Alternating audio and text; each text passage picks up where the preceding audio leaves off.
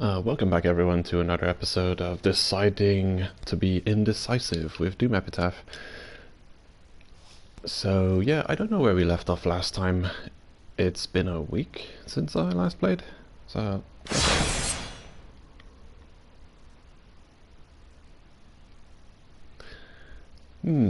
what is this? Cheats, hacks, mods. Nah, we don't do any of that stuff. Temporary or permanent bans placed on their profile/accounts. PSN account? Okay then.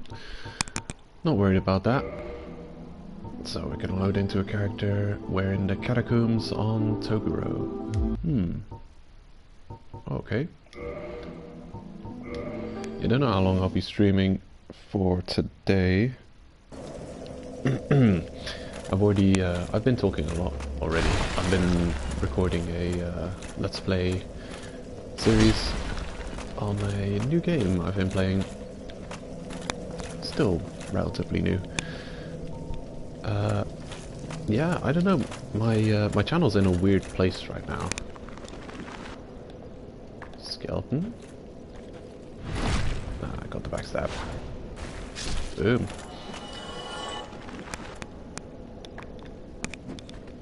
Kick. Didn't want to kick, but we got a kick. Alright then. I left off with Souls lying around somewhere. That's why I've got the Ring of Sacrifice on me, because I need to go and recover them. Ah shit. Where are they? Is that a big deal? I don't remember at all what I was doing last time. Oh well. We'll see. Just gotta get the chat box up on a sidebar here quickly. Uno momento. Let's see. Where is that option thingy? There it is. New window. Alright. That'll do. Cool. Just in case anyone shows up, so I don't have to ignore people. Okay, yeah, anyway, off your roll, skeleton.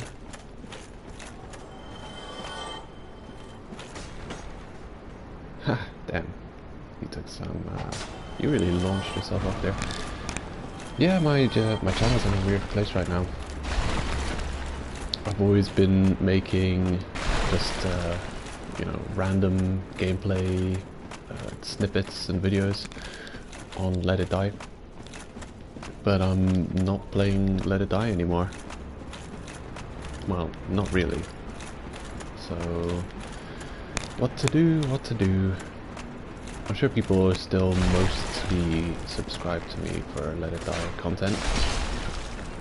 There's a lot of people, a lot of Let It Die content creators who've already just straight up quit and Let It Die, which of course is the irony in the title of the game. It's kind of self-defeating. It's like a challenge. How long can you play before letting it die?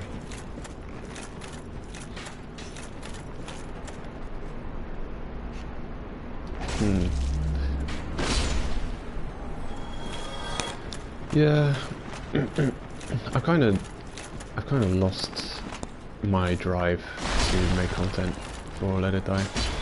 You want to parry me, but can you parry this monster? I think you can. No, impossible. Screw you. I think we're gonna end up losing our soul. Bloodstain, I have no idea where I left it. Yeah, I just feel no... I started off with a strange obsession with Let It Die. Just obsessed with the game. I stopped playing World of Warcraft possibly a year before, and I got into playing Let It Die just on a whim after seeing one of the Let's Players that I follow playing the game. thought the concept was extremely interesting, very artistic, especially the very, like, if you watch anyone play through the beginning half hour, Let It Die, it's a very unique experience, very stylish, very aesthetic, and it is an awesome game. First 40 floors, absolutely amazing.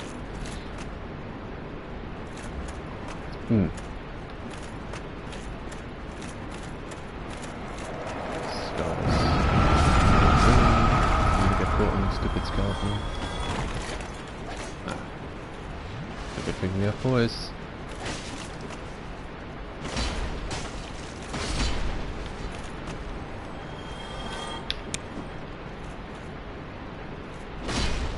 Gotcha. Stupid skeletons.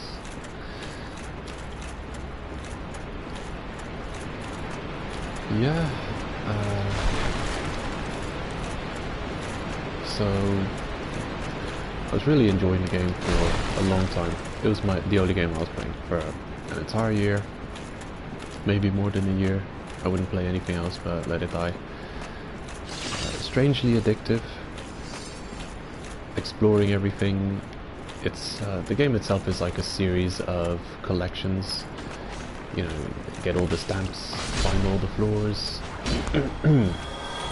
upgrade all the things, or at least all the things you want to upgrade. Get strong enough to be able to challenge the end game, which is really, you know, before Battle to the Top it was just get strong enough so farming would be much easier. Everyone was interested in the Jackal gear. How good was that? How overpowered? They'd send haters after you, wielding the Jackal blasters just to kind of tease what was in store for you later after being able to defeat the Jackals. Are you guys respawning? I should probably go and what was I doing? Okay, I must have defeated Pinwheel.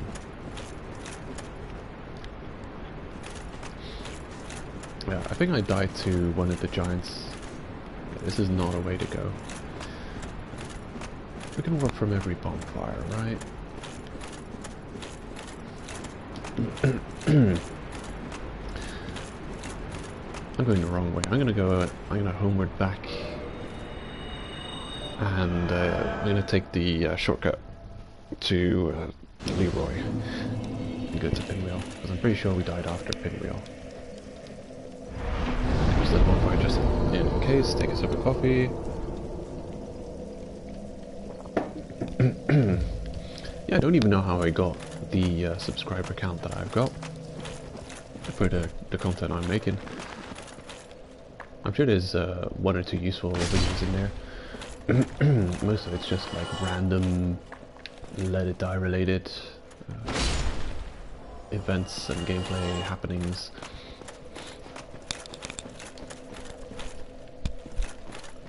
I would try to branch off into other areas, like playing other games, but I don't know.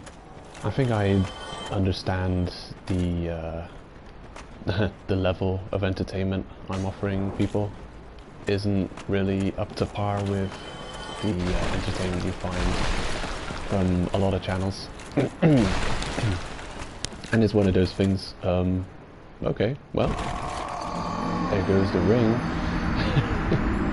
Hello, skeleton. How are you doing? Excuse me. Yeah, my voice is a bit rough. I've been talking for a lot before even starting the stream here, so I don't know how long I'll be able to keep streaming. Actually, I think I need a light source to deal with the lower catacombs. I don't have the skill to get through there in the dark. So what's our option? Do we have any options for light source? It's one of those really weird things. We should have access to Dusk, and we can learn Cast Light from her, possibly? Yeah, I wonder when the golem shows up there. Man, I'm confused. Maybe I come this way much later. I just don't know the normal progression route here. I've forgotten exactly what's up with the catacombs. Okay, off we pop. A lot of fall damage because we're heavy. Guys. Yeah, they're not doing anything. No worries. Off we go. There he goes.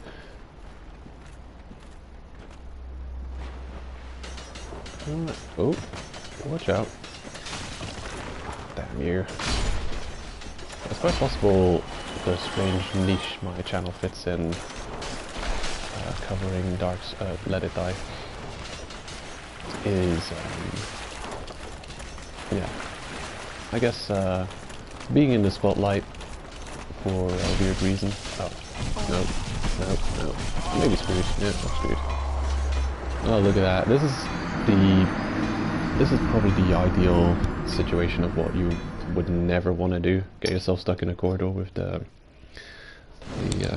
pinwheels coming down at you. I'm shocked at how crap our poise is with the pinwheels. They're breaking our poise with every little spin. They're stupid neatly shields. It's bullshit. Well, we've got an open ring slot that I should probably equip something in. Ring of Steel Protection would probably have come in handy against the skeletons. Whatever.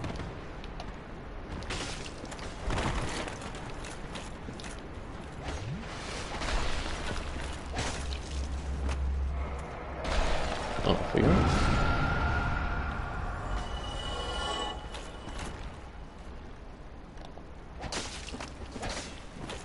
Can't you in Dark Souls 2 parry with a two-handed weapon equipped? I think you can. If you got a two-handed weapon equipped, you press L2 and you do a parry with it instead of a block. That's pretty cool. Oh hey, Vincentius, welcome. I'm lost. And I've lost a bunch of souls. I don't know how much. However much we left off with last time is how much I lost just now.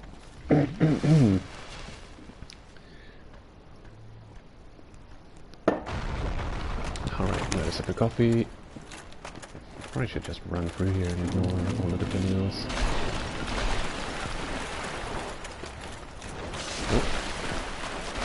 Oh, I call you guys pinwheels. Yeah, I'm doing what I said I shouldn't do. Oh yeah, this is not even the right way. Oh god. Stop it. I gotta play smarter.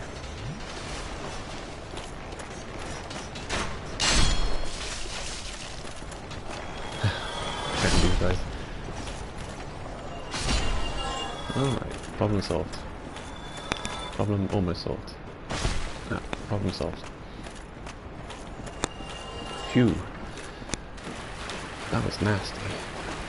So where do we drop down from? I've completely lost my sense of direction down here. I think that's where we dropped down from a minute ago. Yeah, I forget, you don't even have to fight the bone wheel skeletons at all. In fact, I think most times I'll drop down to Leroy, and then I'll drop down on this side specifically to avoid the bone wheels. Because I don't want to deal with that nonsense at those cheap deaths. So off we go.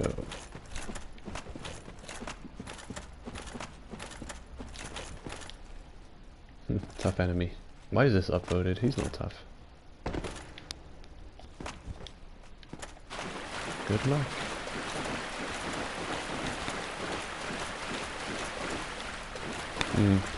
Yeah, well, as I'm saying, my channel falls within a really strange niche of covering Let It Die. It's kind of a... If any kind of really amazing content creator would be covering Let It Die, probably my channel wouldn't have any subscribers at all. Because I just don't put in... I don't put in the time necessary to make sure my content has quality. And it's one of those things, if you watch anyone who makes like really well edited videos, I think they're first and foremost YouTubers before gamers, and it's almost a job for them to create really good videos, and they're making money off of it and spending a lot of time on it.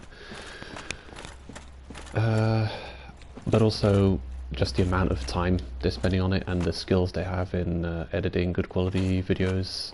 Like, I think the better... Whoops. Yeah, that's probably how we died last time. Yeah, I should stop coming down here. There's no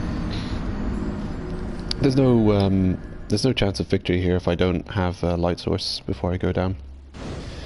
Yeah, what light sources do you have available to you?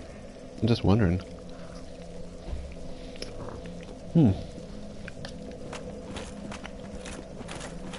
There's not many options.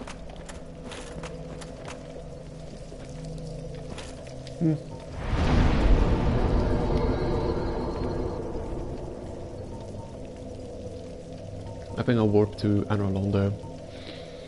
I'll warp to Anor Londo, I'll take on the blue golem and spawn the dusk golem, and then kill the dusk golem, grab dusk. I don't understand how it works anymore. I really was under the impression that the golem containing dusk was available from the very start of the game. I don't know how I got that wrong. Don't know what's up. Yeah, I'm gonna take a quick break and grab a light source before I continue onwards. No, I think I've still got all of the Lord Souls remaining. I haven't been down any path yet. Nice. One shot these guys. Considering I'm one-shotting you, I might as well go and play with you guys too. Can I just body pull one at a time? Yeah. I'm playing melee build so often. I usually try and figure things out in a melee fighting perspective. No, you don't. Stab your Achilles heel. Or your core. There we go. Bigger they are, harder they fall.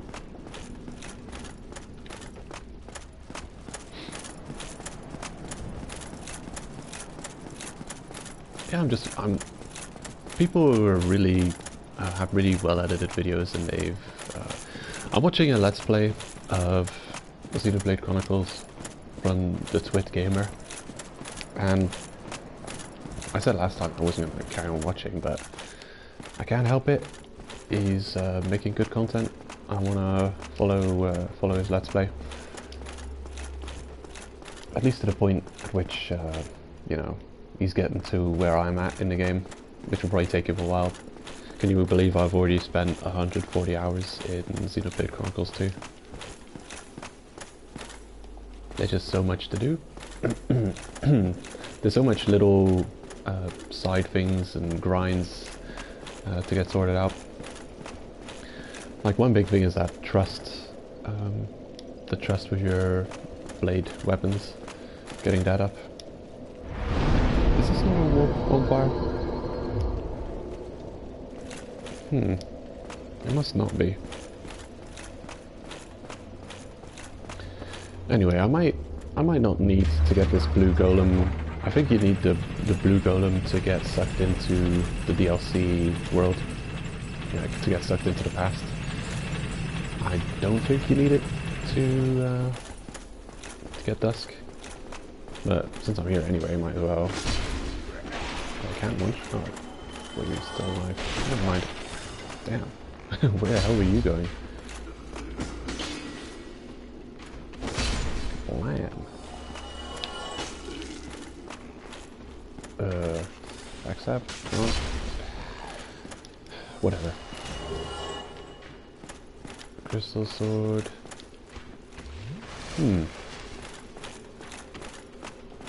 Yeah, well, anyway, he's got this really cool segment at the start of his videos where he has this like really fancy edited, like he's got the soundtrack of the game playing. Yeah, I remember these guys doing a ridiculous amount of damage. I rested at the bonfire, didn't I? But he's got the soundtrack of the game playing. He, at the same time, is showing off his own channel banner in the foreground, and he's got timestamps. He takes footage of some prominent moments within that Let's Play episode and shows them off with, you know, with the gameplay, with the scene showing. The timestamps just edited onto his a short little preview, and I don't know, it's well done, and I'm wondering how much time he spends doing that, because just yeah, when I was playing Let It Die constantly, I would just record, and I would take I'll pick one day, maybe one day a week or one day every 2 weeks, and I would have to spend like almost an entire day just going through all my videos and trimming them, thinking of descriptions and titles, and that's just as simple as PS4 trimming off the extra at the start or the end of a video, and then coming up with names and descriptions for it. It's just that simple thing is already taking up that much time, so I can imagine if you're gonna properly edit everything, it would take a crazy amount of time, especially if you're doing it very professionally and you're actually picking out bits and pieces that need to be edited out. Like, if you're doing, you have some Let's Players who every little bit of repetition and grind they take out of their video. Like every time they cough or they make a noise or whatever, it's like, oh, I'm gonna edit this out later, and just remembering where all of these, you know, required attention parts are in their video. I can't fathom the amount of work and time they put into that. So I'd say these people are a YouTuber / Let's Player first and foremost, before being a gamer. It wouldn't shock me if the time spent ratio is kind of like 40-60, or maybe even 30-70, to 30% of them playing games and 70% of the time with them just working on videos and editing. And I can imagine it might be fun, but I've, to be completely frank, lost every little bit of patience I've had and every bit of drive that I had for making Let It Die related content. So I mean, I know a little bit now about working with Share Factory, since I made a couple of Share Factory videos, and I could edit a little bit, but the drive is not there, and also the relevance is completely lost. Aren't you supposed to drop something? I think I'm missing an important detail here. Maybe I have to free Dusk first. Yeah, I'm getting the order all wrong here.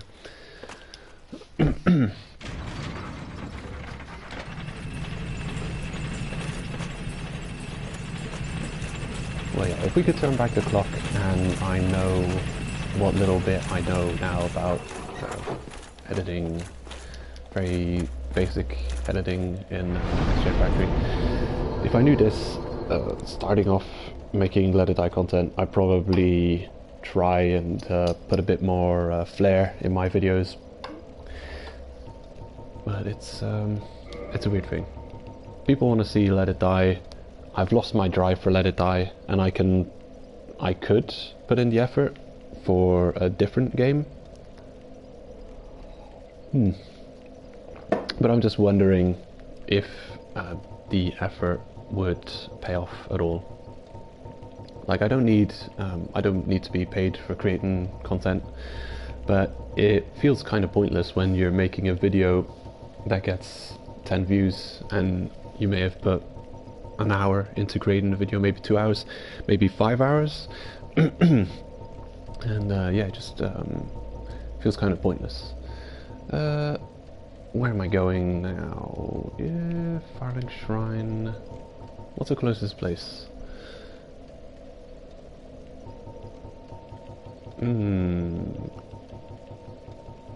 Can't we warp to Andre's bonfire? Isn't that a warp bonfire? It is, yeah. Undead Parish, that's what it's called. I'll go there. That's probably the closest place.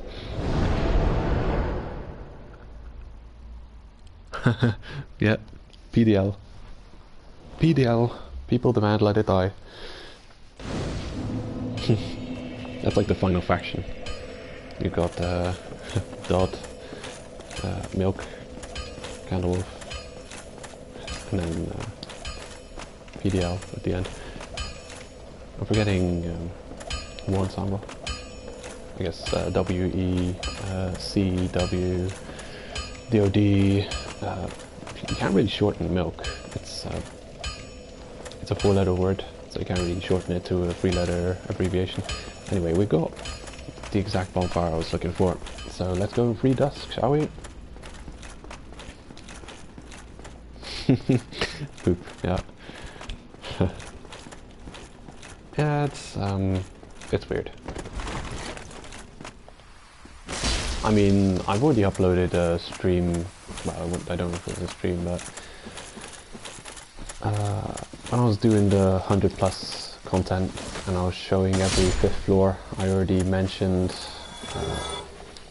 the fact that the content is extremely mindless and grindy, and I was going through some kind of identity crisis.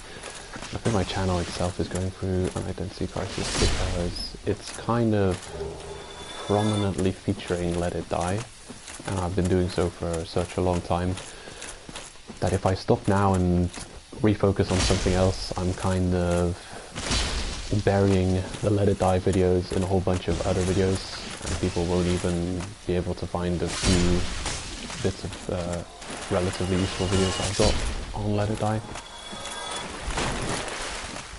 But Let It Die itself, I'm wondering how its popularity is doing. I think they've got 4 million or 5 million downloads, but downloads is not activity, and it is also not store purchases. The end game is a huge incentive for people to drop a large amount of money on the game, so I do think they have gone through a period of real prosperity. The developers, especially the start of Escalator to Heaven, probably was extremely lucrative for the company, because that is that manipulative gameplay really gets you spending money. I know people who never wanted to spend money on the game and who've dropped money on the game while playing through the Escalator to Heaven, so there's that. Okay, we're on our way to Dusk. How do we get there? We've already dealt with the Hydra. I feel like I'm going the most ass backwards way, but whatever. We'll get where we're going.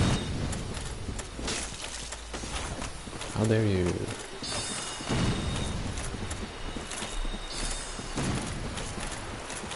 Has that caster even got a chance at hell of hitting me from his angle? So where are we going? Not there? Aha! Here's the way. Damn, he's actually pursuing me quite tenaciously.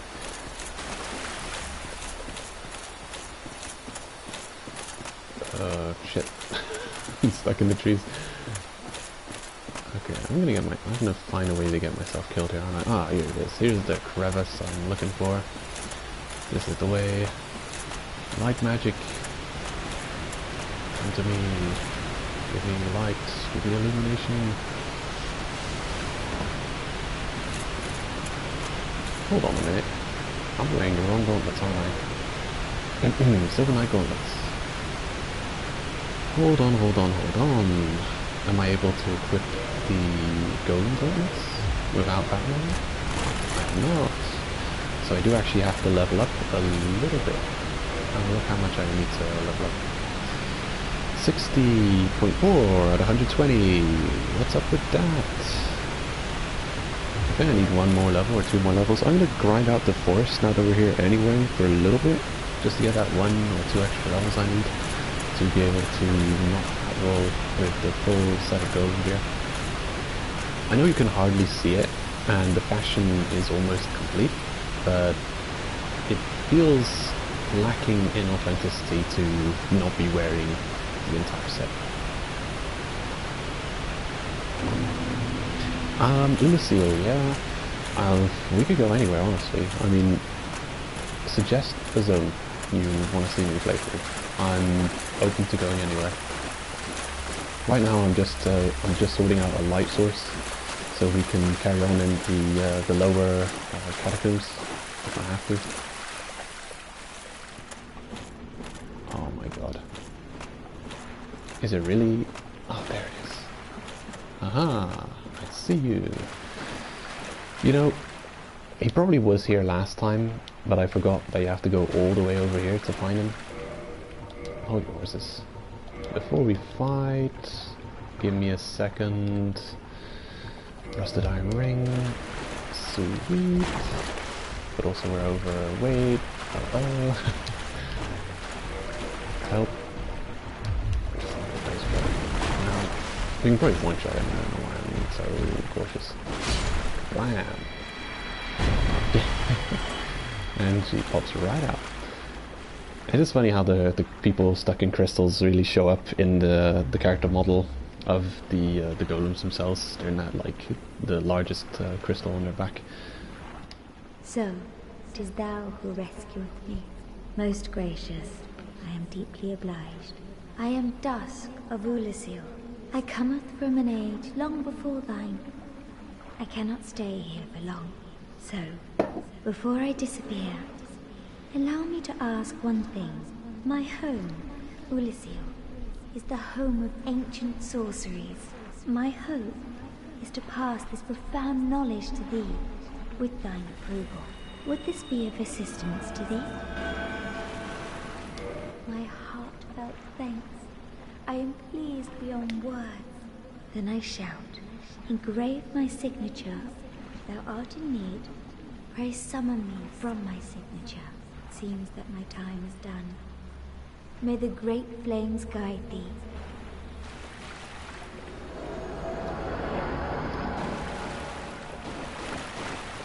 And off she goes.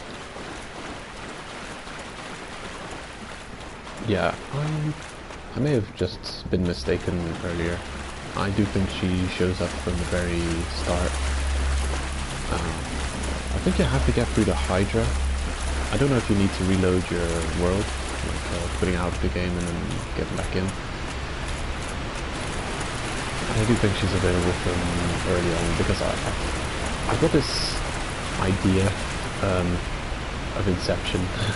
I've got this idea ingrained in my memory that her catalyst is one of the best catalysts to have early on if you're going to be a caster, and I would be shocked if you didn't have access to Dusk from the very start, you know, going out with the Master Key.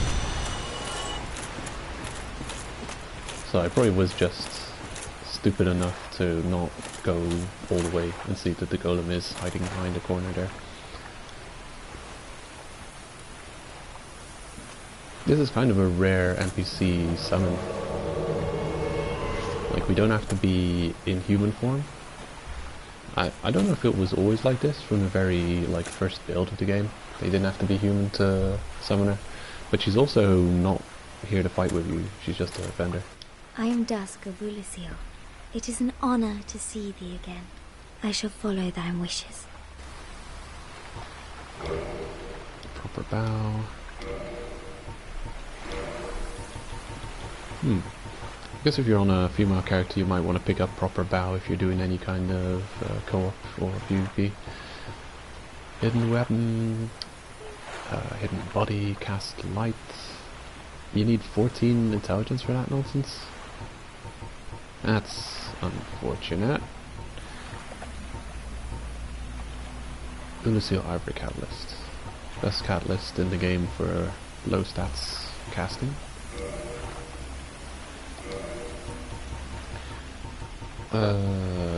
Should I pick up everything? Yeah, how expensive is it? Repair is expensive, that's 10,000. Hidden weapon, chameleon. You know, I should probably pick up hidden weapon and repair. There's some of those spells that... If thou art in need, pray summon me again. I only wish to be of some genuine assistance. May the flames kite. Okay, take care. There's some of those spells that are extremely situational, like you're stuck somewhere and then you're thinking, huh, maybe hidden body could help me, or shit, I'm out of repair powder, maybe I can get through this area easy if I have repair weapon as an option. What happened to you? Hey, what are our stats? Oh god, int. So we need 14 int. This is crazy.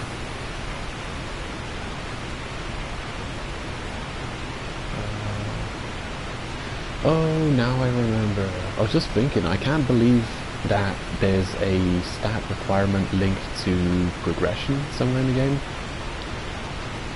I forgot about one of the light source options. You can actually get one of the, you can get the bug that vexes Solaire, and you can equip that bug hat to cast light. And you know what? I think I never do that. I don't think I've ever taken that option before. I've either had the lantern drop from one of the necromancers, or I just do that stat investment up to 14 ints to be able to wield cast light. I think I never... Oh, well, that's an easy way of getting back, I guess. Yeah, I don't think I ever used the grub hats option.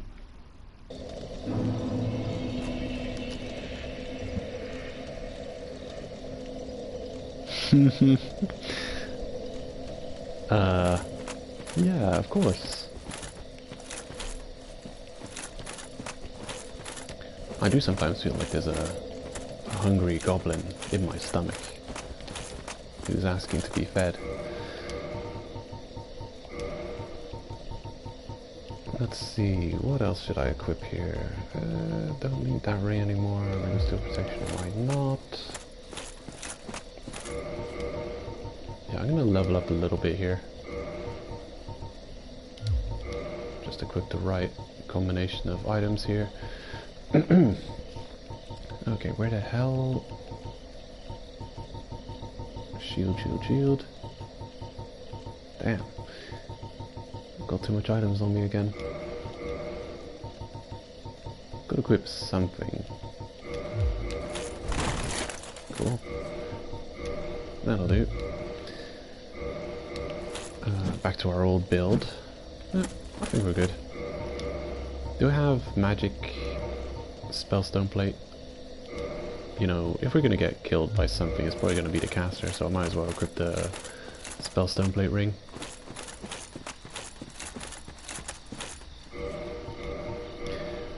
Come to think of it, might as well put on the grass crest shield.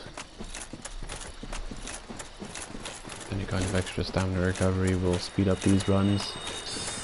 I don't know how much time I'm going to be running around for soul farming. I think I want a couple of levels. I'll put 2 into equipment load, and then I might start leveling ints. But what I really might do, I might just not get the int I need for cast light and go for the grub option, because I've never really played through the catacombs using the grub. and it'll make a nice change. Do we have everyone? Everyone accounted for? I feel like we're missing someone. No? Well, the runs, if someone does like slink off into the shadows, then, you know, it's faster to just go back here and reset until we go and look for that final victim you want to finish off. I'll just reset and run again. How much do we need for... let's see, what is that? Oh yeah, I forget. They don't let you know how much souls you need to level up in this game. I'll check the bonfire next after this run. Actually, this may not be the fastest soul farming option we have available to us. I might just go to Anor Londo and kill the big giants again quickly.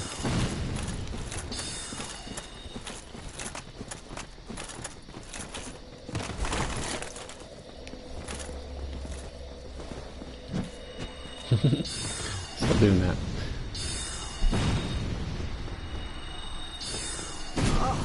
Oh damn, I missed it. Please. And we're just getting 3 out of 4 every time, so we're not running as efficiently as we should. Chop that tree. Chop it down. Let's see how many souls we need to level up. Level up. 30,000 souls. Oh shit. Yeah, I'm not gonna farm these guys. This is boring to watch. I'm gonna go kill something else. Gonna equip the other ring. Sleep protection. Okay, I'm gonna go farm the giants in Anor Londo instead. Warp to the not the sunlight altar. Actually, we can go and take care of that boss already, if I wanted to. But doesn't it turn Anor Londo into nighttime?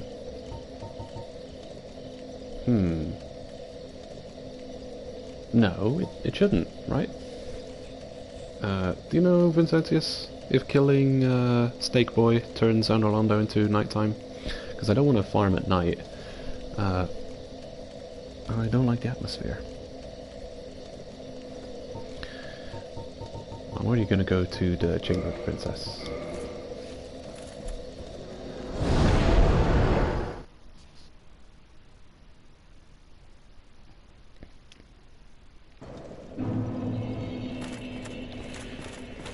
I think this is the closest place you can warp to if you're going to be farming this area. And then you have to kind of walk backwards for one run until you get to the bonfire where Solera is resting. And then tag the bonfire, and then you've got a good start for your future soul farming runs. Where's my throwing daggers? I'm gonna throw you. Oof. Ah. I'd love to fight him using a different weapon, but this one will suffice for now. Gotcha.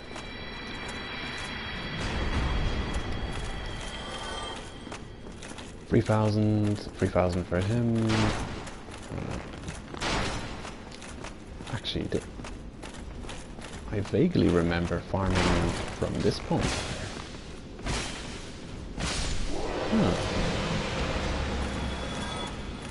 The run back is kind of crazy if you have to run back though, but I've got homeward, so I might as well just avoid all of the Silver Knights from the other bonfire and just use this bonfire to farm these out. Yeah, why not? Damn, that was a pretty efficient kill. Another 3,000 here, and 2,500 outside, and then warping back with homeward.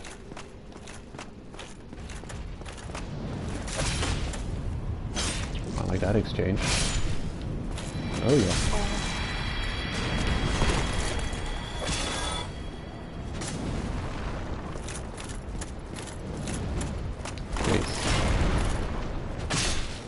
your Achilles heel.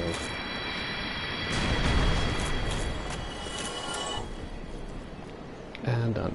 Last bonfire, rest of that? Sure. So that's 3,000, 3,000, 3,000, 10,000 every run, roughly. Don't know how much we get for the... Oh my god! Okay. Doesn't matter. Chamber of the Princess. I guess I have to rest that bonfire. Weird.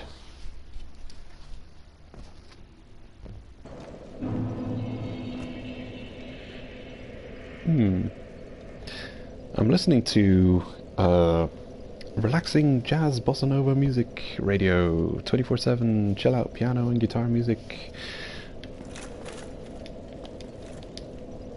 I don't know why, but I've gotten into the jazz bossa nova stream. It's always there. It is relaxing music to listen to. That's it. 2,500 people watching right now. Impressive.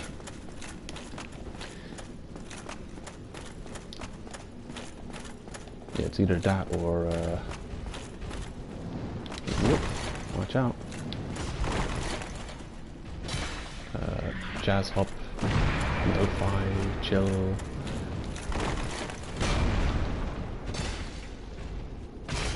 Can I combo that? Yeah. Nicely.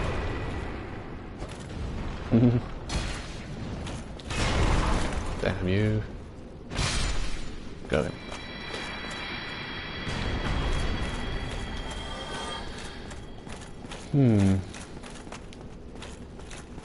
Well, I don't have the silver ring. It really costs 30,000 to level up. Yeah, I don't think I can justify doing this. It's gonna take too long. Get out of here, you stupid lingering hitbox. Yeah, what was I gonna do? Oh right, I was gonna refill my cup of coffee.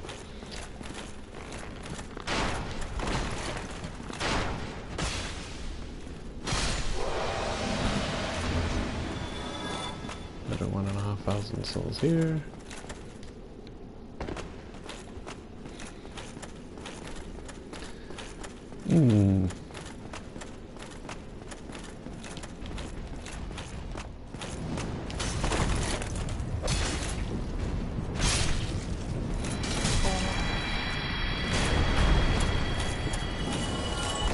Yeah, what was I going to talk about?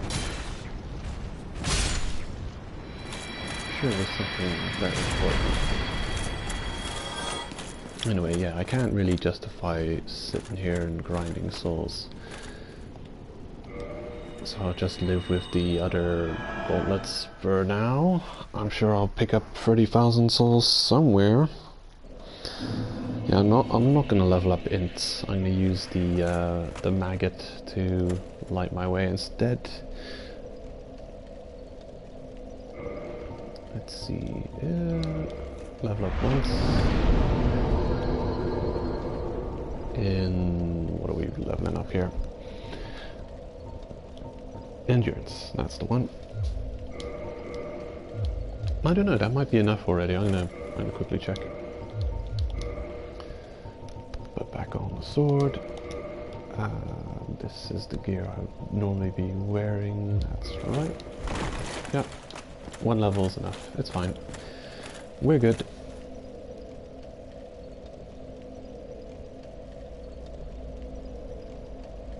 Okay.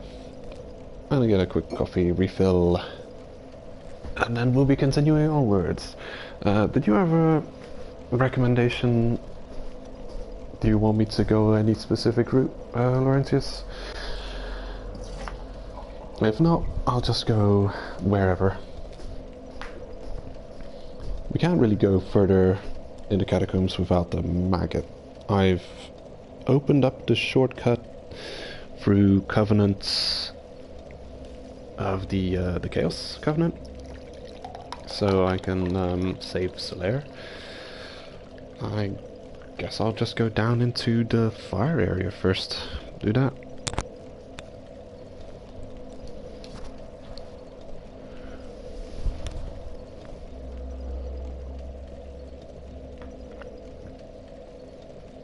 Alright.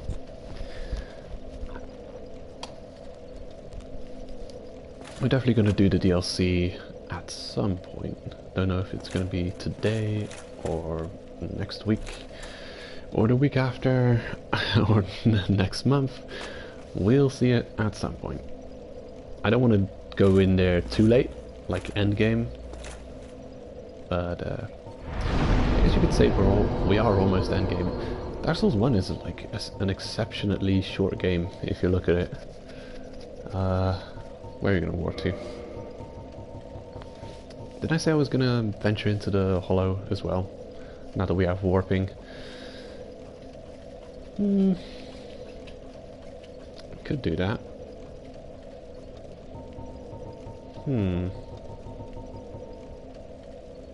Yeah, I think I'm going to do that instead.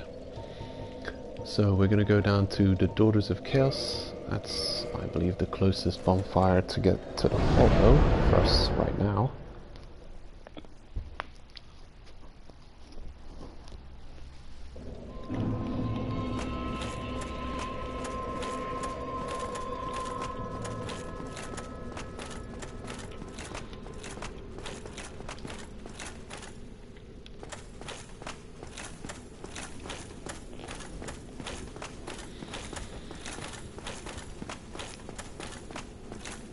Poison.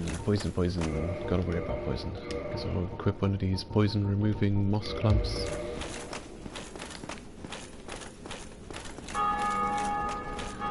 Shouldn't be too big of an issue. Just have to make it through this swamp quickly.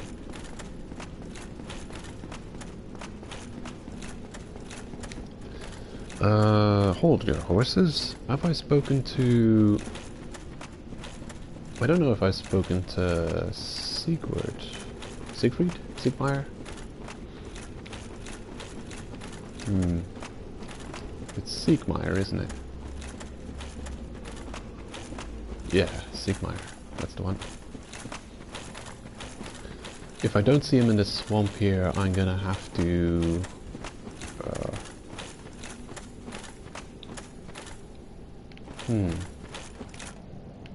Yeah, I don't know if you can fail the quests, the NPC quests in Dark Souls 1. It's possible that if you go to the areas in the wrong sequence, you might be able to fail the quests.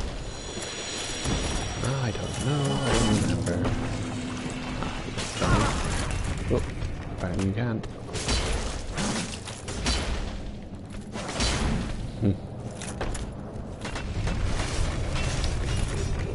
Be wary of boulders.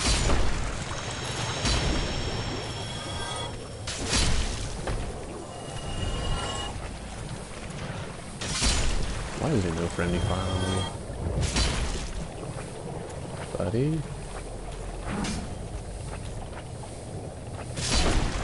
I do like how you don't have to worry about them at all.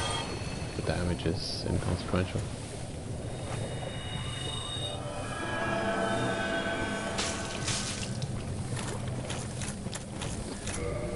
I will equip that ring to walk normally in swamps and shit. There we go. It's just too annoying running through this place otherwise.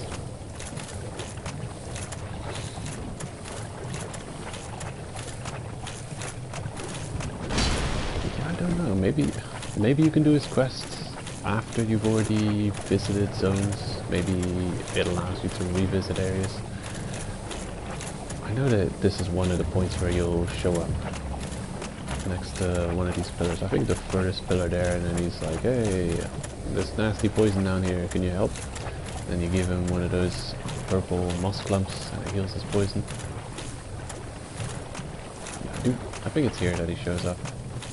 He's not here right now, so... I don't know what we forgot to do. Maybe we forgot to talk to him at Arlondo. It's quite possible.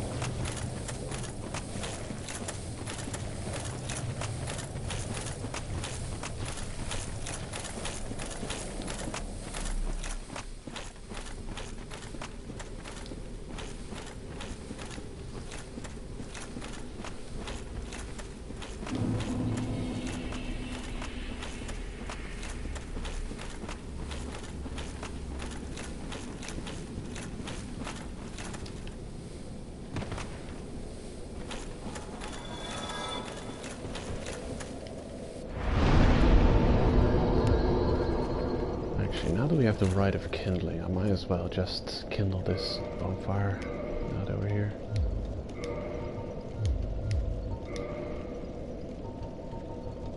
Humanity, humanity. Use item. Use 3 of them. Here we go. Reverse hollowing. It hasn't been kindled a single time, so I used 1 humanity, not enough. I want this kindled 3 times, because why not?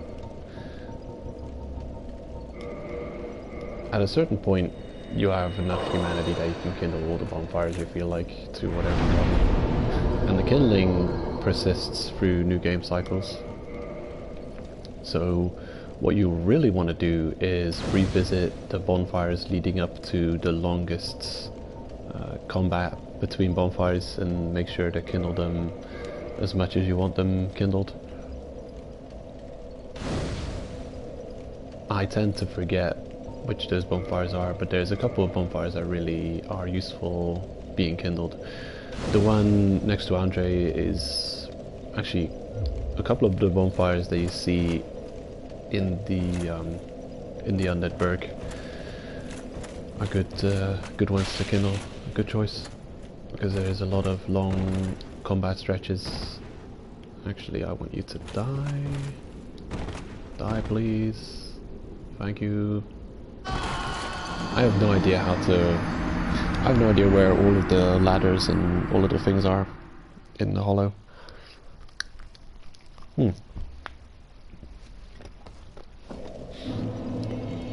Traversing it in reverse is definitely a challenge in and of itself.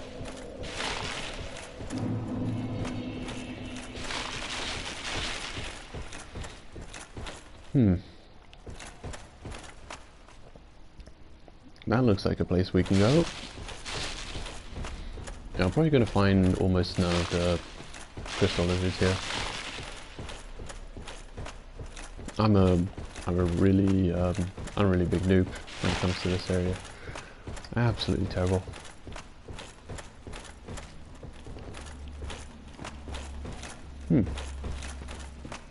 So much hidden areas all over the place. And crystal lizards everywhere too. How do we get that item? It might not even be good, but I want it. Give me that item.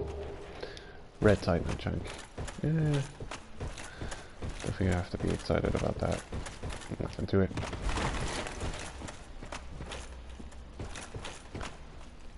Actually, this is a good place to find early weapon upgrades of all kinds of various different types of Titanite bits. You know, just the items on the corpses and crystal lizards all over the place. Definitely worthwhile visiting. Whose shadow is that? Is that my shadow? What is this? Creepy. There's an item which will probably kill me if I try and get it. Let's not worry about it. Besides the chlorophy ring, I have no idea what important items are lying around here. So I'll be missing most of them. I think I just want to get down from here. I want to get all the way to the end and catch that warpable bonfire at the Dragon God. Oh, there's the shadow again. It's following us. Creepy. Come on. I lost track of that item. There was an item under me on a branch somewhere and I wanted it, but I don't know where it is anymore.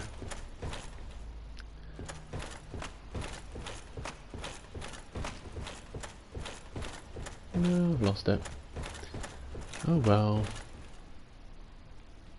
Yeah, that's not a safe way down. Not at all. Oh, there it is. I found it. It's over here. This place is so deceptive. You can't, like, from looking at the branches, you can't tell which ones are rounded and which ones are flat and safe to fall on. There's a lot of rounded branches that if you don't fall centered, You're just gonna slide right off.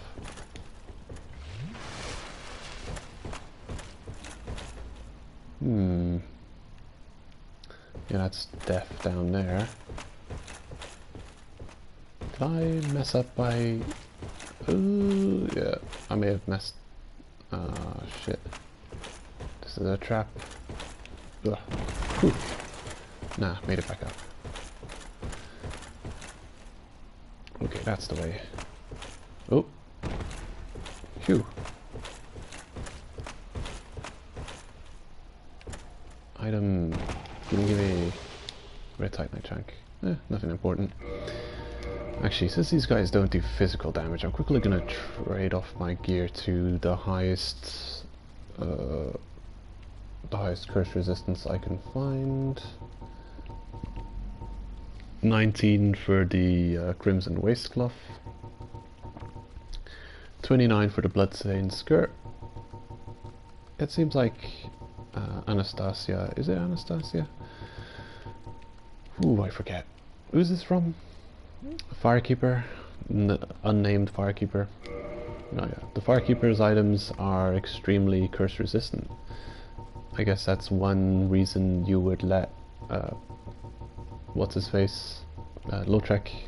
That would be one reason you'd let Lautrec kill her, to get that like ridiculously curse resistant armor. There's not that much times in the game that you want curse resistance. Why does Howl's Gauntlets have so much curse resistance? Curious enough. Oh, hold on. What? You guys are... What?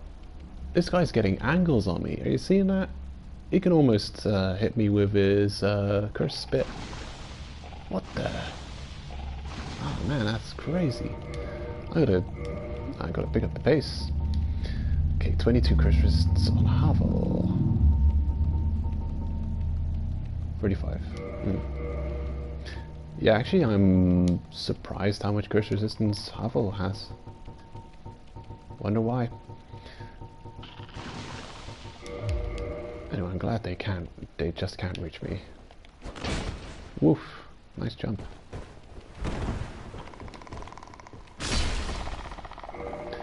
Also, I can really go all out with this one and put on the curse resistant ring as well, since we have it. Curse bite ring.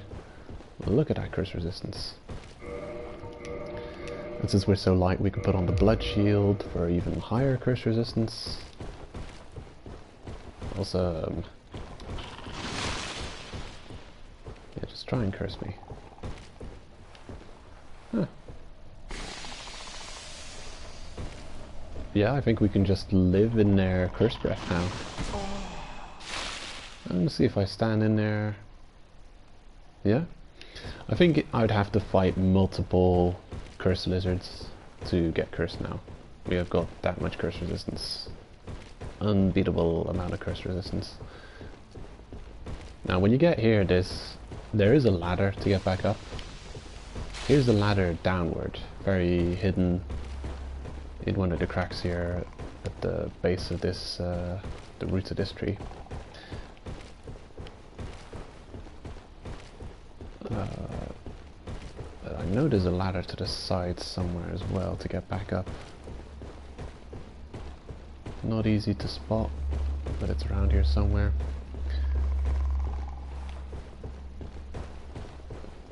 Where is it? Okay, there's a ladder. Oh! Shit! Fall damage, no! Gravity, my nemesis.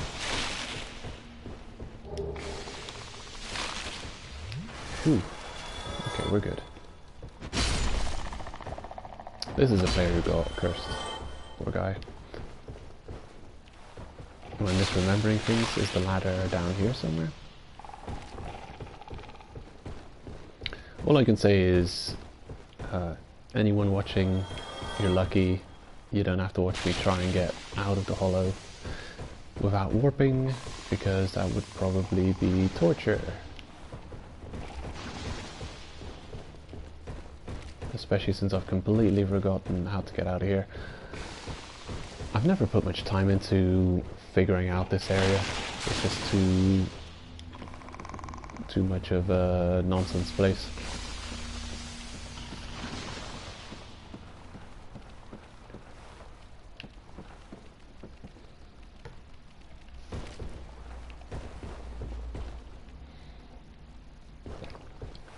Yeah, I'm trying to figure out where the ladder is, how to get back up here.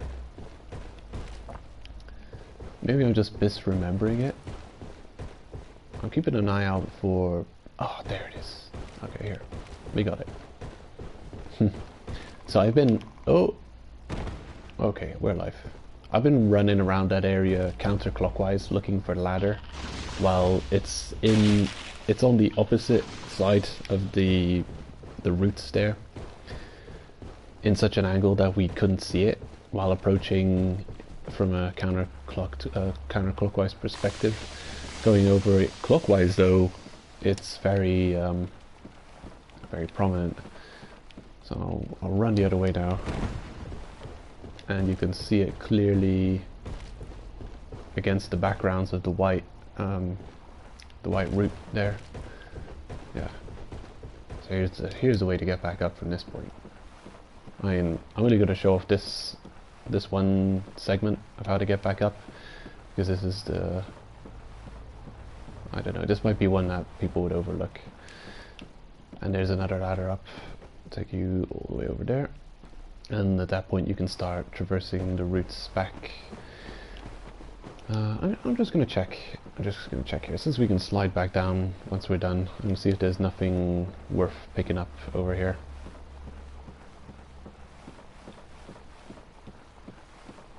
Probably isn't, to be honest. Here's someone who died. Yeah. Winding route up this way, and then it continues on to another... Yeah. Dude, could you please... What is this, a 60 FPS issue? Yeah, you're normally supposed to be able to walk over here. You're supposed to be able to walk up there normally. But for some reason we cannot. Oh well. I guess you can go down this way too. Don't have to hop off the routes.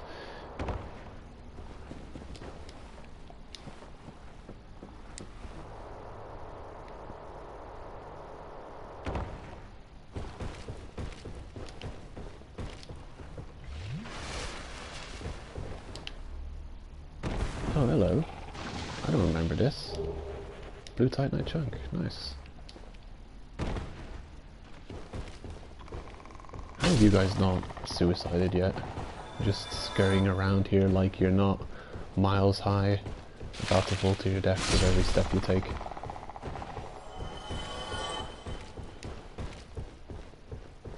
Okay, I think we've just about dealt with all the cursed frogs. Now, I'm gonna re-equip to deal with these heavies. I'm gonna put back my normal armor. Yeah, I have no idea how to pick up all the items here either.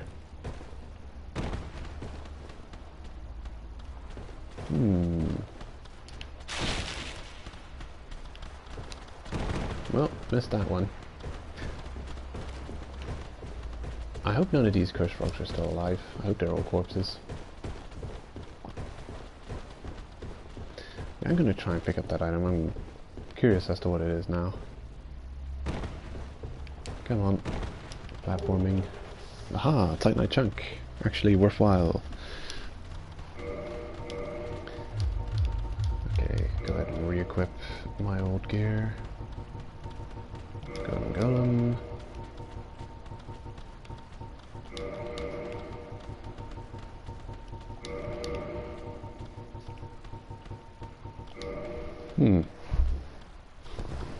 What was that? Ah, oh, nothing. Probably nothing. Yeah. I see nothing.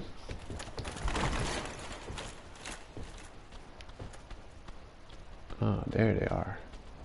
Just playing with the corpses of the cursed frogs, as you do. Hello. Please, don't mess me up. Whew. Leave me alone, Jesus, fucking hell. Okay. Damn, he almost nailed me with that shot. Where did these guys work up the courage to start attacking me? Backstab? Yes? No? Maybe? Such a devastating looking attack. They've given up. They've witnessed the death of their children and now they've just completely given up. They're like, oh my god. Traumatized. Uh-oh. Please don't just one-shot me. This guy saw nothing, so he's fine. Uh-huh. Oof. Almost got nailed there. Okay. Bam. Staggered him out of it. Oh shit, I'm stuck in the corner. Whoa. Careful. Oh, you. And he's getting angles on me again. I'm getting pushed into a corner. Cool. He's dealt with. There's almost no reason to fight them.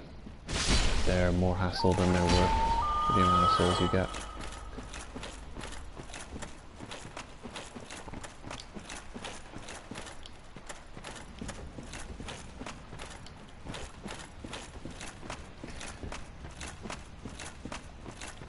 We made it.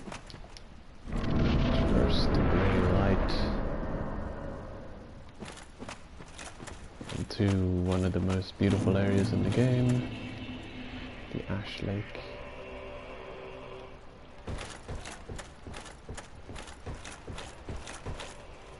And there's a bonfire you can spot from here already. So you really have to be looking out for it. It's kind of a hidden bonfire. You can deal without getting that bonfire, but it's helpful for fighting the Hydra because it's short run backs. You don't have to go all the way back down through the hollow. Imagine going all the way down through the hollow, fighting the Hydra, and not knowing there's bonfires down here. So there it is. I believe they'll start attacking us pretty quickly, so I have to get out of here. Use this hollow branch as cover. Quickly tag the bonfire. I'm gonna go ahead and buff this bonfire up too. I guess it was kind of overkill how much we kindled the previous one, but I'm gonna go kindle this one decently as well. Free? Yeah, I'm gonna use free humanity. That should do it. Kindle it twice. There we go.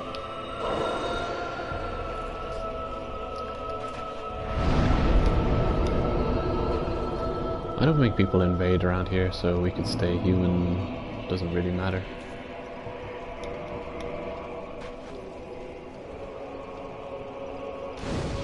You can come here relatively early on without beating hardly any bosses. Actually, I don't think you need to beat a single... Well, you do. You always need to get the Asylum Demon, but after the Asylum Demon, I don't think you have to beat a single boss to get down here if you take the Master Key. You can come all the way down here, get the Dragon Covenant, and then you can start farming the Drakes in the Valley of Drakes for Dragon Stones. It's a pretty tough grind, considering you won't have the gold the gold snake ring for drop rate increase at that point. So it's a pretty tough grind. They're really tough enemies. They do a lot of damage. Easy to die against them. I don't know how you'd solve that the issue of how tough those are to deal with, but you could have Dragon Form really early.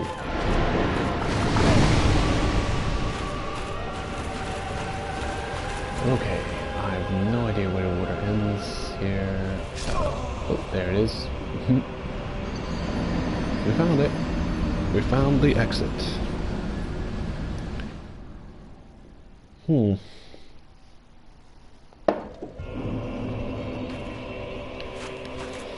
Okay. We'll do better next time. It's a tough boss. It's more difficult to deal with than the other Hydra. I think it's just more difficult to get him to swim to the shore here. It can be really obnoxious. Especially if you don't have a ranged option.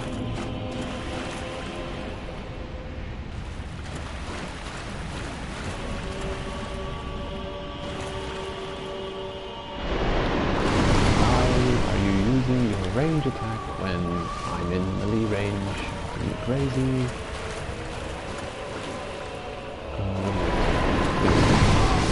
Oh god. It's just like it's these sliding around. The characters are having a lot of fun dying.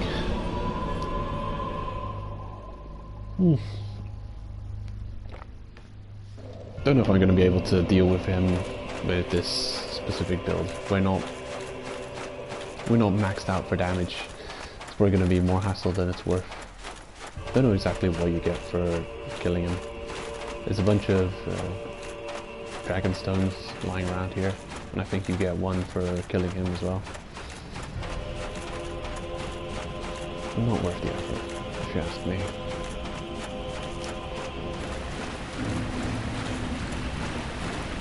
Come on then, get over here. Come on, melee hits.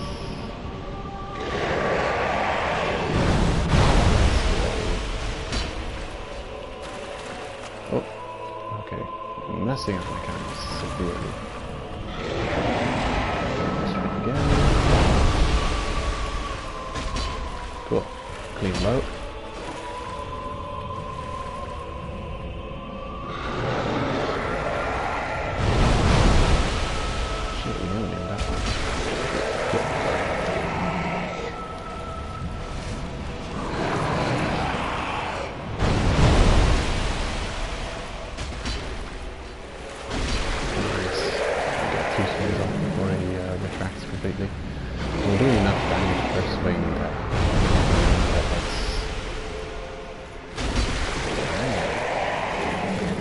One-shot that one.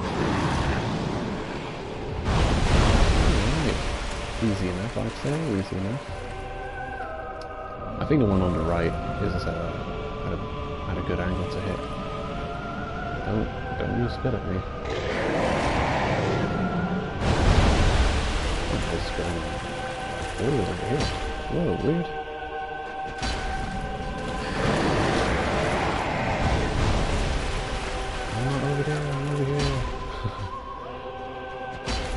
Missing all of our attacks. Not good. I don't know what you're shooting at, but you're hitting flies.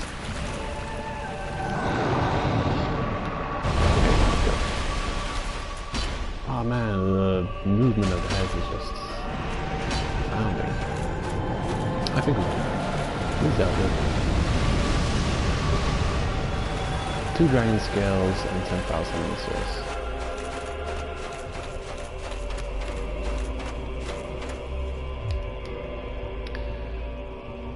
Dragon scale, dragon scale. Reinforces dragon weapons. Dragon scale for reinforcing dragon weapons. Peeled from an ancient dragon. A dragon is inseparable from its scales, and the transcendent apostles who seek the perpetuity of the ancient dragons have crossed the very end of the earth to seek this invaluable treasure. Yeah, so you can also just find some dragon scales lying around here if you don't feel like fighting him. I think you get enough dragon scale here to level up the bridge dragon's weapon like maybe once or twice. So that is an option if you're willing to deal with the hassle of going all the way through the hollow tree. I don't know if we're missing an item, if it's in this tree or if it's in the next. It's probably in the next one. There's a miracle down there. Great magic barrier. Anything here? Yep, dragon skills. Just one.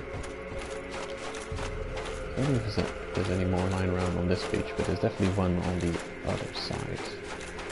Oh no, the dunes, they're too heavy. Oh, we made it.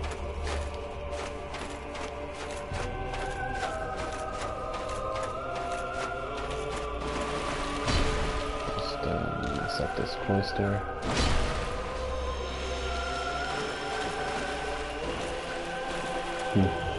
Twinkling Titanite.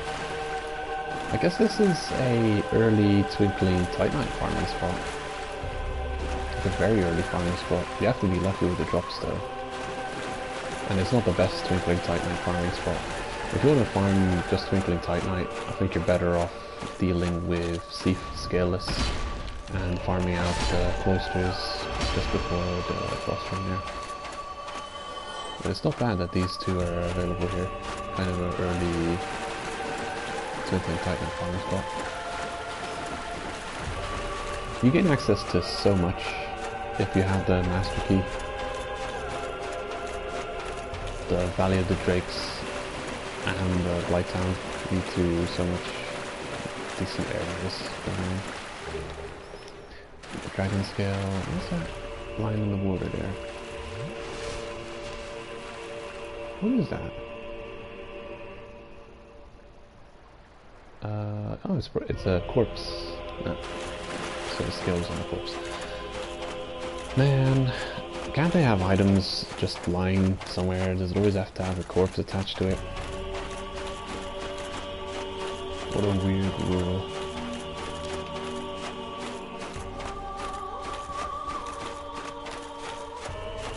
There are a few more tough enemies down here, if I remember correctly.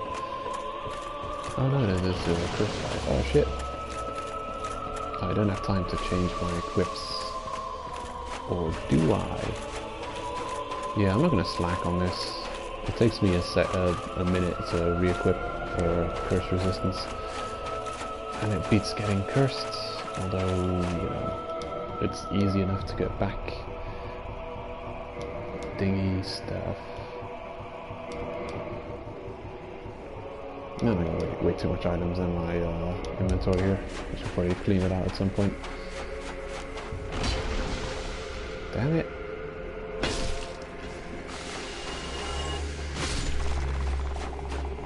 Get out of here, stupid curse frogs. Okay, what's up here? Oh great, and now we actually need physical resistance to deal with these guys. Excuse me. I'm just gonna not fight him. That's the easiest way.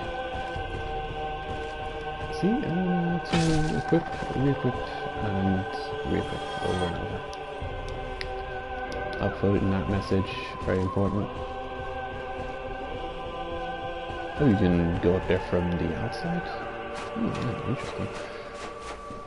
Yeah, so here's the miracle, very well hidden. I miss it so often. So I have to fall down here to this tree stump. Get through here, fight the camera. And here we go. Miracle, great magic barrier. I guess you have access to this really early on as well. I'm gonna check, like, what does it require to wield? Where is it? Great magic barrier. 2 casts requires 24 faith. And we have 18 faith. Not good enough.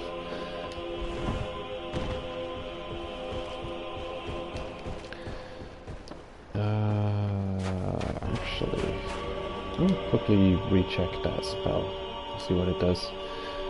Bishop Hovel the Rock, cover body and powerful defensive magic coating. Hovel the Rock, an old battlefield compatriot of Lord Gwyn, was the sworn enemy of Sif the Scaleless.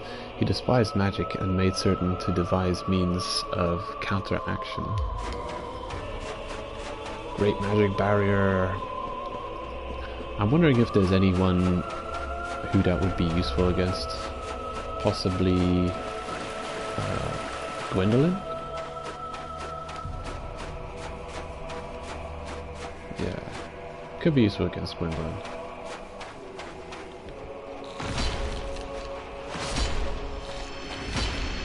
Anything in the DLC it might be useful against?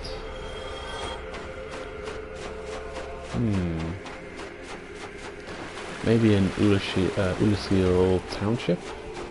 With the weird enemies there. I think some of them cast magic. It's kind of one of those spells though, like you're kind of banking on getting hit if you're putting a spell that reduces damage taken from a certain damage source. So as long as you can just avoid the damage, it should be good too. Could be good against, what's his face?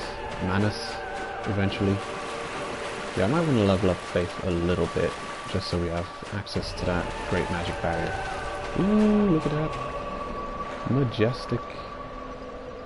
Where's my binoculars? Where's my camera?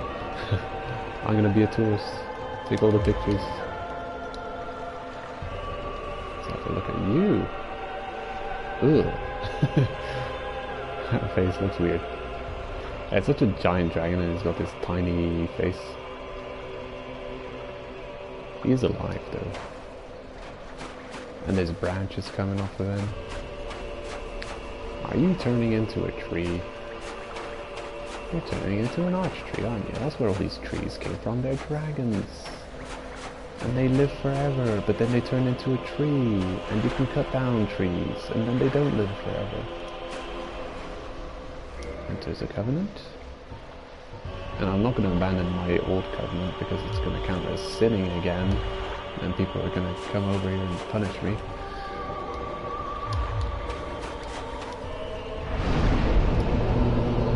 Yep, this is kind of a big deal bonfire. It's one of the warpable bonfires. He's got a tail. Tail's gonna be cut. So let's cut the tail. Off your pop. Dragon Great Sword. Can we kill you? No, it looks like you're dead, but you're not dead. Because you're everlasting. Everlasting dragons in mind. We have taken his health completely off though, but he's still alive.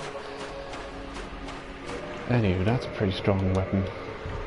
Dragon Greatsword.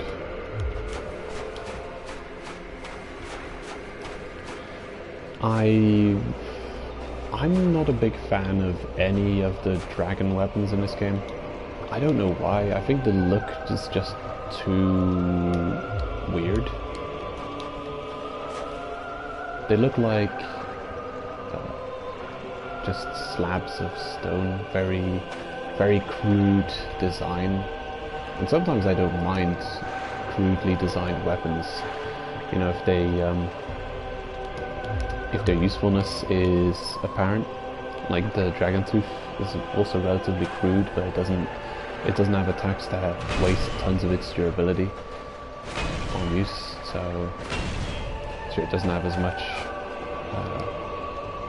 you know, it doesn't have as much niche uses. Like this one, for instance, we don't have the stats to wield it, but the heavy attack would do a large-scale AoE. I don't know exactly how much your ability is lost when you do that, but it's one of those things. I don't like using weapons that require support items to wield properly. And most of the dragon weapons, their special attack costs durability, so requires you to have a bunch of healing powder on you. What's it called? God damn it. Names. I'm gonna get to the bottom of this. Not gold pipe resin. I don't think I have any on me. It's a repair powder. That's it. Such a simple name. How could I forget it? Yeah, these weapons kind of require you to have a lot of repair powder on you to support their special attacks, and of course to get repair powder in bulk you'll probably want to buy it, so you're wasting your souls on that instead of spending your souls on other things like leveling up and such. Do they all require 50 strength to wield? 50 strength, 8 dex for the heaviest dragon weapons. Yeah, I don't know. I'm not a fan. If they didn't lose durability on some of their special attacks, maybe I wouldn't mind that much. But since they do, I kind of do mind. One of the heaviest weapons in the whole Souls franchise, which I do find really cool and I like using a lot, is the crazy like Smith Great Hammer, or I don't know what it's called. Some kind of crazy great hammer that's just like, it looks like a drumstick, but its moveset is so wild that I think it's just a cool weapon to have, just based off its crazy moveset. And none of its moves require you to spend your ability to use. And yeah, I guess that's the main factor in my decision for not liking the dragon weapons in Dark Souls 1, is the durability cost on use. Okay, re-equip golem set again. Inventory management situation going on here. Curse Bite Ring, no longer need. Still protection. And yeah, we're good to go. So we found this, and again, worth a trophy just for attempting getting the menu to join this covenant, get a trophy. Pretty good stuff, especially since I'm going for platinum. So yeah, this area dealt with. Good riddance. It's the aesthetic is really nice, but this area is kind of it's not my favorite to traverse at all. It's like, I don't know, I think I would even put it in my least favorite areas to traverse list if I had a list. It's just a lot of work, you know. It's like you can fail the falls you're doing from branches. There's a lot of crystal lizards that require you to reload the game to kill. You may not even get all of them. I can't imagine coming through here and getting every single crystal lizard. They're just such a serious hassle.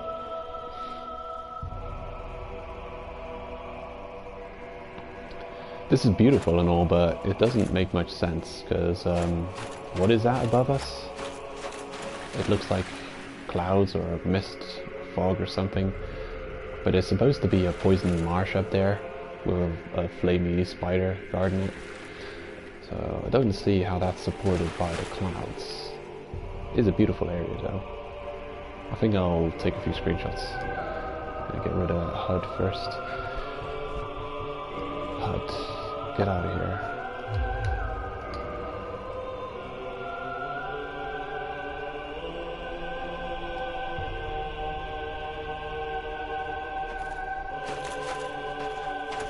I do like desolate areas like this. Very tranquil.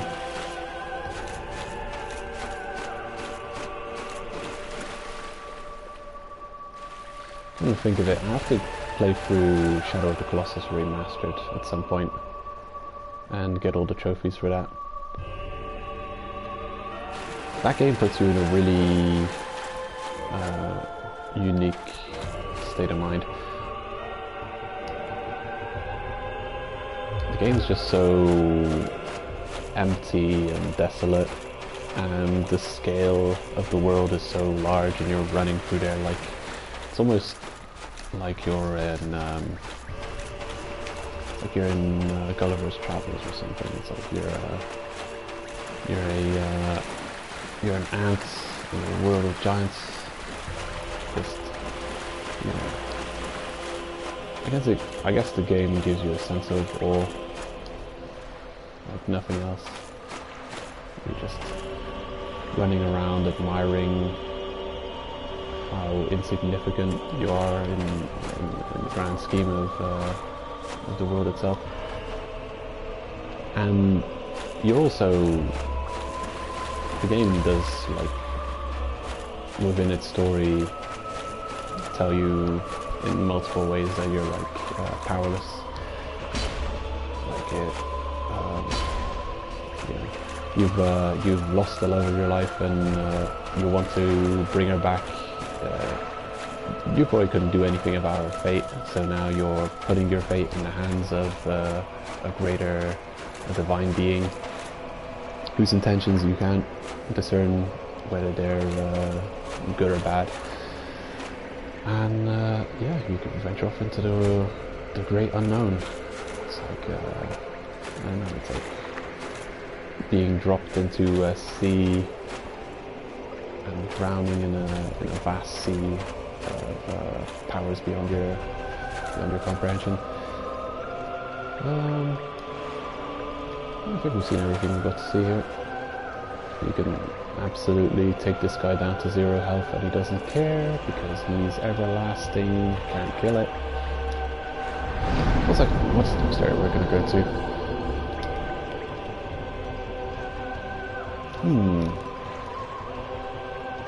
We've dealt with Ariamis' world, Daughters of Chaos. That's definitely a way we can go next.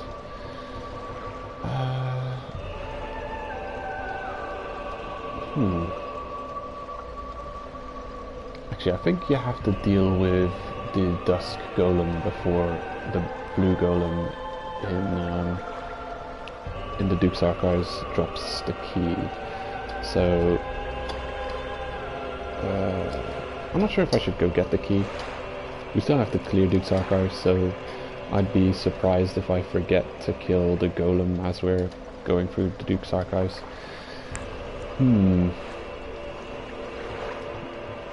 Yeah, I think I'm going to go to the Daughters of Chaos instead.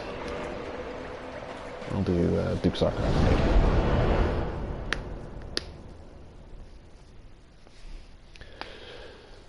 So, yeah, I have been playing a lot of Xenoblade Chronicles.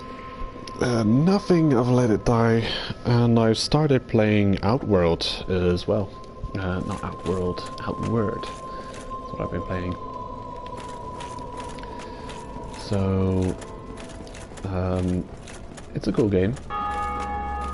Open world, third person, hack and slash survival. Interesting game. I think it's developed by a very small team of developers, and it's got some bugs and glitches in it. It's got like terrible graphics. It's got a couple of really cool concepts, and could be a fun game. I've only just gotten into it, really. I'm at the early stages of the game. Still trying to prepare for venturing off into the greater world, into the great unknown.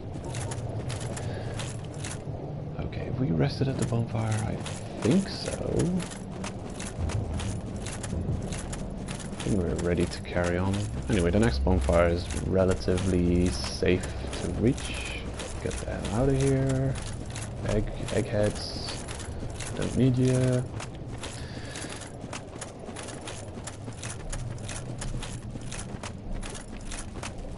Okay, there's some weird fall damage. Lava does a lot of damage. You can mitigate the hell out of that if you've got flash sweat. The ropes you find just above here, the ones that trigger the fight, I've got a really good amount of fire resistance. Put on those. The fire resistant, the flame stone plate. So they, I don't know what the armor is called, the Daughters of Chaos or something. The Death's armor. How did I get that? I've probably got it on me. Let me check. The gold hemmed stuff has got some good fire resistance. 22 fire defense. Actually, what's got the best fire defense that I have access to? Havels, of course. Yeah, it's got the same amount. So you put on that stuff, the Flamestone Plate, Flash Sweat, and then you're good to go. So you can just live in the lava if you feel like it. But if you haven't gone through all those steps, then you stand no chance of picking up any of those items. Not a chance.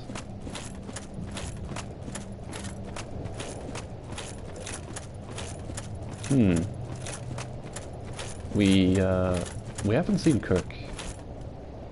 We did see him here last time. Actually, I'm gonna homeward back quickly, restore humanity, and try and summon Kirk. See if we can deal with him. Maybe it's because we're in the Covenant that we can't do it. I'm not sure.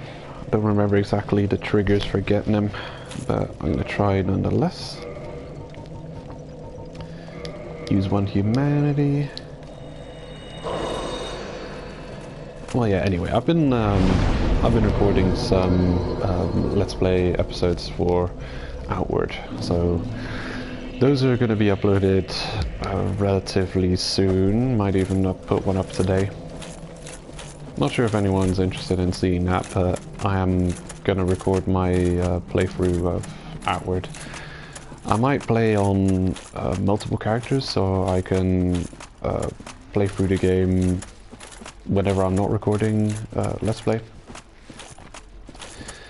Might get the characters mixed up a bit, but yeah, might be fun to watch. Don't know how many episodes it's going to take me to play through the game. Might be a pretty long series. Might have to put a lot of time into it. And I guess depending on the feedback I get, I might, I might just drop it eventually. We'll see. Hello? Because yeah, as I said earlier, if I'm putting a lot of hours into making these videos and no one watches them, then there's kind of no point in doing it. And I don't really blame my subscribers, really. It's my content. The quality needs to be better. And yeah, I know. It's some people believe that through practice you can just eventually get good at anything. I don't really hold that belief personally. I think hello. I think you've got to have some natural what would you call it? A natural inclination, a natural ability to do something, and no amount of practice will make you necessarily make you get good at things. I mean, it's possible that with an ungodly amount of time and effort you will get decent at a thing, but yeah, you're kind of playing into a possible tragedy right there. And we got 51,000 souls. I don't know, I guess it's the whole, like... I hate to bring back anime again, because, some people are completely not interested in that, but... It's like the whole Sasuke versus Naruto thing, where you've got someone who's born with a natural ability to just be really good at something, and someone who has to put in like a stupid amount of effort to get like just halfway good at something, and then even then, like every step of his life's just a giant struggle. And there's a lot of unrealisms when it comes to that. Okay, it's extremely endearing if you're watching someone like put their heart and soul into something and so much effort, like back-breaking amounts of effort into getting something done. There's something very endearing about that. But as a character mentions in Outward, part of the character's dialogue, he makes the statement, I don't believe in the concept of whatever doesn't kill you makes you stronger. And it's a character who's wearing a prosthetic leg and arm because he lost his real leg and arm. And he says, yeah, no, he doesn't believe in the statement, whatever doesn't kill you makes you stronger. And neither do I. I think it's a statement that, you know, sometimes there's some truth in it. It depends. You can kind of turn a bad situation and get strength out of it, but there's a lot of things that can happen to a person over the course of their life, and there's also a lot of situations which you unfortunately won't fully recover from. You won't necessarily gain strength from these situations, and yeah, it's a very untrue statement. Whatever doesn't kill you makes you stronger. There's a lot of things that will completely mess you up and you'll carry with you for the rest of your life. And, you know, you can't argue that going through these trials turned you into a better person than you were if you had not gone through those specific trials. Because there's other things in life. There's other things you can go through that you can get strength out of that isn't going to mess you up. Chop, chop, chop. Alright, I like this bonfire. So, anyway, I'm getting a bit off track here. What I'm thinking, I'm just thinking of how, like, in anime there's these people who go through, like, these really, they get crazy injuries in the next episode, they're just right as rain, like they've got this scar to show for it. I'm thinking One Piece, Zoro, and I guess Lee, is he called Lee? Rock Lee in Naruto is actually is a realistic form of you know, the debunking of whatever doesn't kill you make you stronger in Naruto, because he goes through, he gets some injuries that you cannot recover from, and I think it's kind of realistic that they have a character in the show that experiences that, but then in the same vein, you've got the main character who goes through all kinds of crazy shit, and he's struggling to get stronger, and there's just no, like, there's no downsides. You know, he's going through. It's that kind of bullshit like you see with Luffy in One Piece, where I've got this superpower, but I can't use it too often because it's taking years off my life. Whenever I use the superpower, I lose an arbitrary number of years off my life, and no one will tell me how much. And I swear, if that series ever ends and it doesn't end with this character dying like extremely early and premature death because of the overuse of his overpowered abilities that has been sapping off his life, I don't know, I'm going to be a little disappointed. I know it's very harsh to say, but, you know, it's kind of a cop-out to, you're creating, I guess you're adding tension to the series.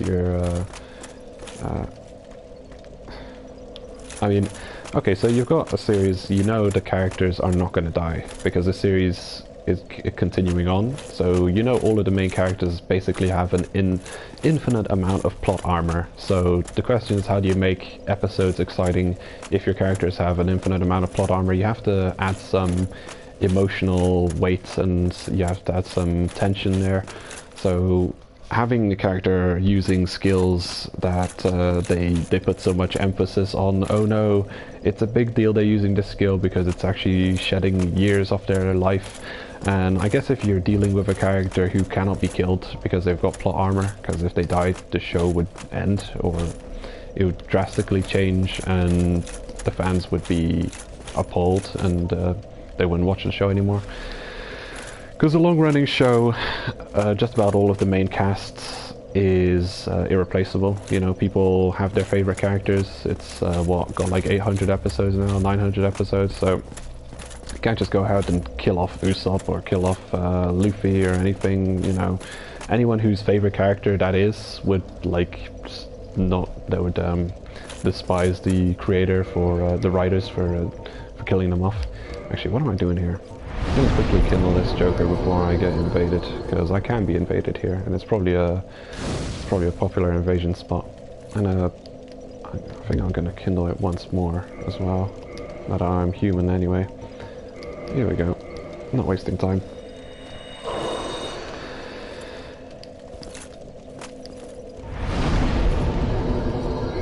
Okay, one more kindling.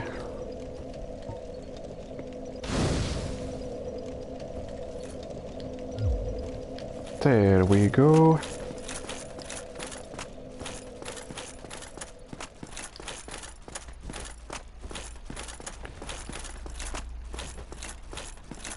The human centipede is over here. Let's see, no backstabs. You can see his centipede arm sticking up here. I don't know if you can see his face. I don't know what part of his face, what part of him is his face. It's very, I don't know. He's extremely, like, alien.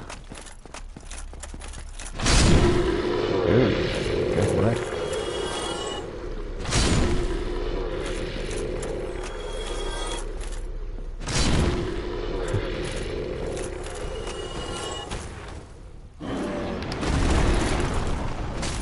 Lingering hitbox bullshit. At least it didn't do much damage.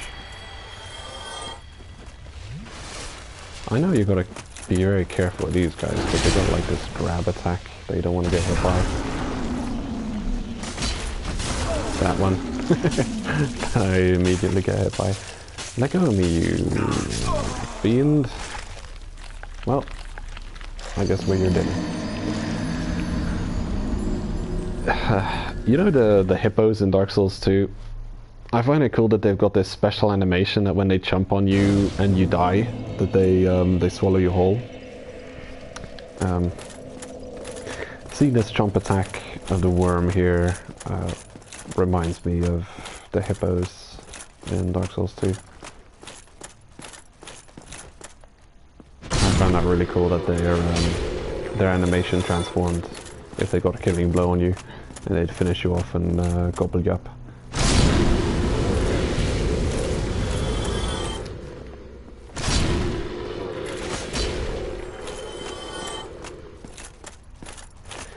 Not sure exactly where I want to end the stream, but hello? No, you didn't. I'm not going to be streaming for much longer.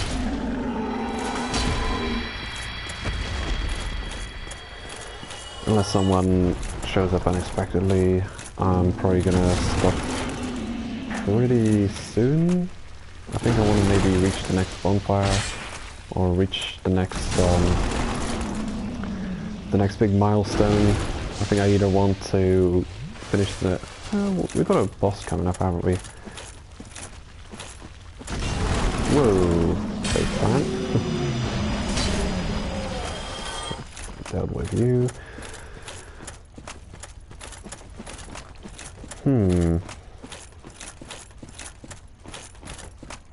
Now, I'm thinking how far I want to go.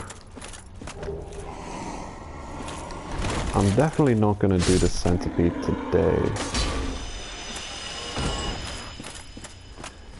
I think I might want to get as far as picking up the sunlight maggot, and then I'll call it there.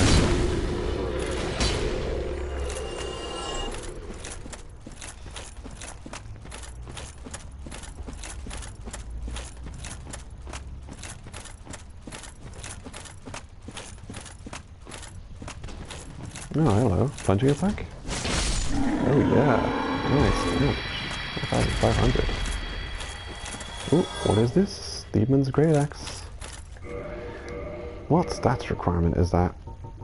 There's actually quite a few, like, super heavy strength weapons that you can get really early game here. Okay, Demon's Great Axe. that damage is abominable. Just compared to like any other. I guess the Great Axe also isn't that amazing, but it probably upgrades to plus 15.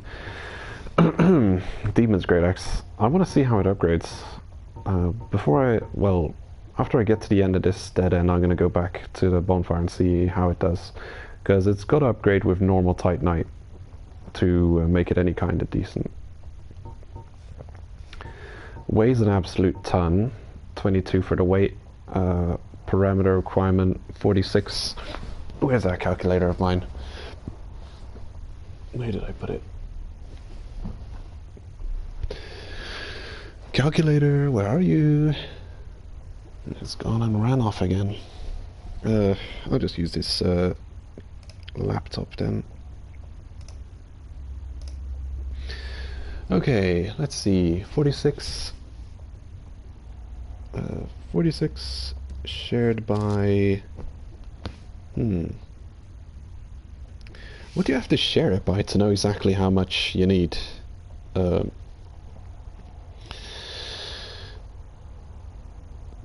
Share by half, right? No, you need 1.5 times a certain amount. Damn. 0.75, something like that. I'll try that. Divided by 0.75. See what that does. 61. No, that's not right. Yeah, miscalculation.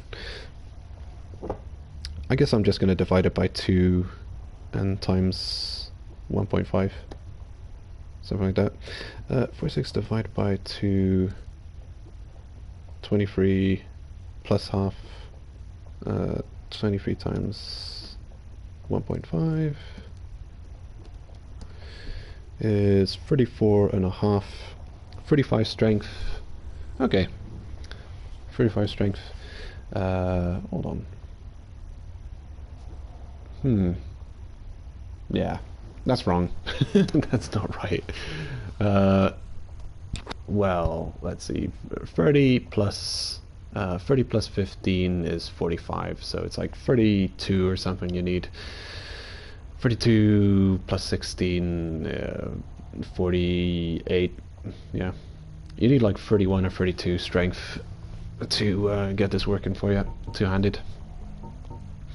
It's always a goal of mine to make sure the weapons I wield work both one and two-handed if ever I'm going for a strength build. So that's like the perfection right there. Once you got that your like ultimate super heavy two-handed weapon is wieldable with one hand, so you have access to the full moveset. No, not just the two-handed attack moveset, but also the one-handed, because yeah, it's just like diversifying your attack repertoire, making sure you can you got the best tool for any given actually, yeah, well, I'm here now. So I'll just refight all those enemies. Who cares? I'll do what I want. Okay, leveling up almost. Okay, the Doom. Oh my god, I just realized we haven't... Huh? Nah, that's impossible. Surely the Demon Great Machete that I'm using now is well leveled, right? It's plus 15. Yeah. No, I'm getting confused. I've got this other Demon Great Machete here, which isn't leveled up, but I just realized that's the one we've picked up earlier. Titanite Shard times 1. Okay. It's redeemed. It's redeemed itself. It requires regular Titanite to level up, so it could be a really great weapon. Anyway, I'm getting distracted. What I'm thinking of is really heavy strength weapons that you can start the game off with, and there's quite a few. You can get the heavy mace from the Asylum Demon. You can get the Demon Great Machete, Demon Great Axe. kind of damage it does. Probably regular. Yeah, regular damage. I'm gonna equip it quickly and see what it looks like. It looks, I mean, they call it a great axe, but it looks so blunted. I can't imagine it does anything but crushing damage at this point. Like, look at that. Can you imagine that edge was ever sharp?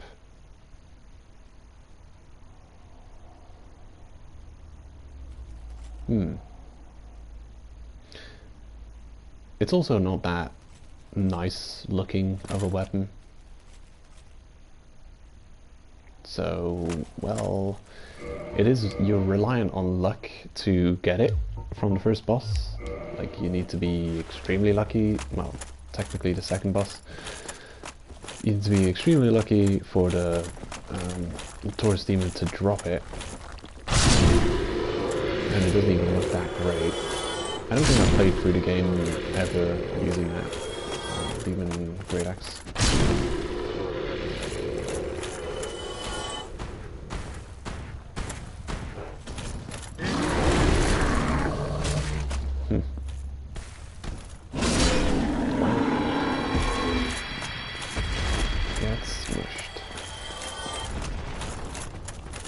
Probably gonna have enough souls to level up after this.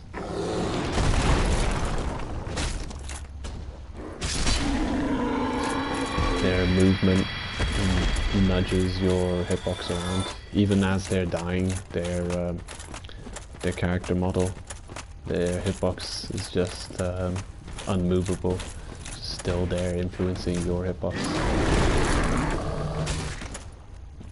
It's slow, but it's a devastatingly powerful combo. The rolling attack into the R2.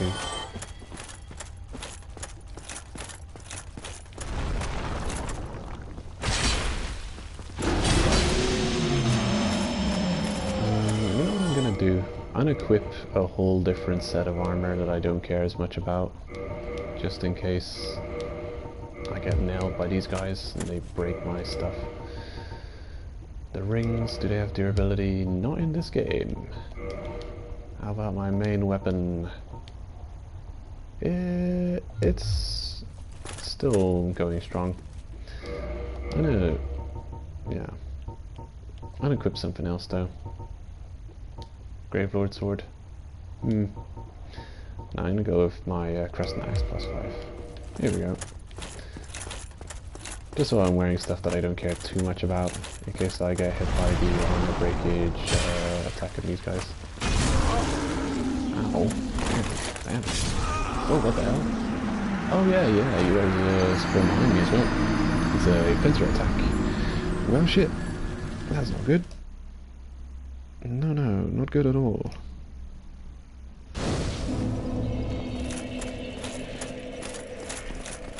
Wow then.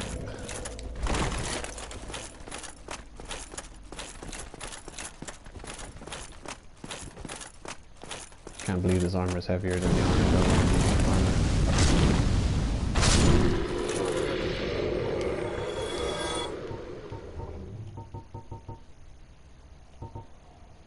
Yeah, it is heavier. Blah. Who cares? Who cares if I get hit by that? I probably won't. Much more likely I get hit by other attacks. Where's that main weapon of mine? Ah, there it is. Great machete, we equip. Off we go.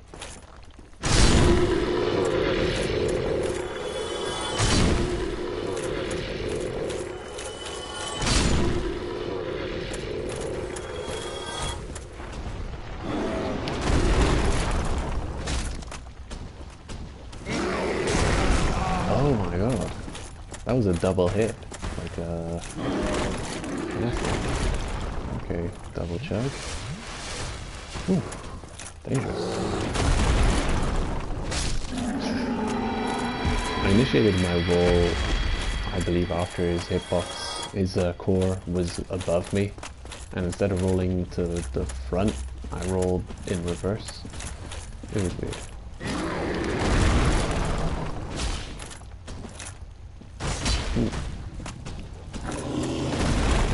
Jump off from me. 2 stabs, does it? out of here. Oh, nice.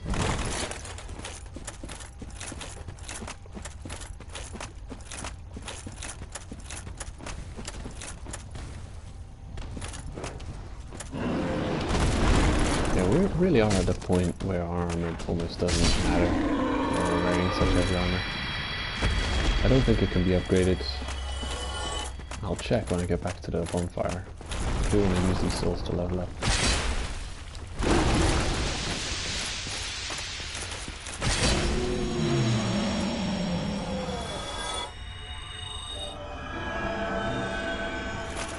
What increases cast time? Is it attunement or dexterity? Which reroll? Let's squeeze through you guys and cheese the hell out of you, why not? I wanted a fair fight, but I mean, I guess if you guys are not gonna fight fair, then I ain't gonna fight fair either. Weapon at risk, that is not good. Does it really break your stuff that quick? Why does it say weapon at risk when it's still 488 out of 600 durability? You liars. You know what's probably at risk? It's my catalyst, isn't it? I'm gonna check it. Okay, 10 out of 50. I don't want that to break, so I'm gonna unequip you. Don't break my catalyst, you scum. Thanks.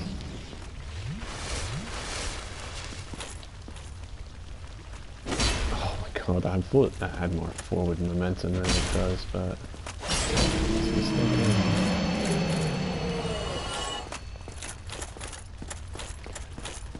Geronimo! Oh shit. Oh, that's not a like one-shot grab attack.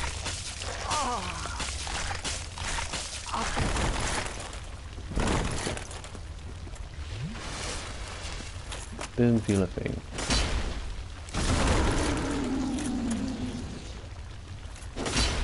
Yeah, that's terrible. The R2 looks devastating, but it's a terrible attack. Absolutely terrible. In terms of combat efficiency. The charging attack is great. Actually, the charge attack on a lot of two-handed weapons in Dark Souls 1 is really swift. Especially the halberds and stuff, ridiculously quick. They come out. Oh, right. Danger zone, yeah. No, this guy's not kidding. I always do terribly here. Don't know why, but I'm really bad at dealing with that specific dead end. I always manage to find a way to get myself killed. I'm glad the catalyst didn't break. I'm gonna go ahead and fix that straight away after I do a review.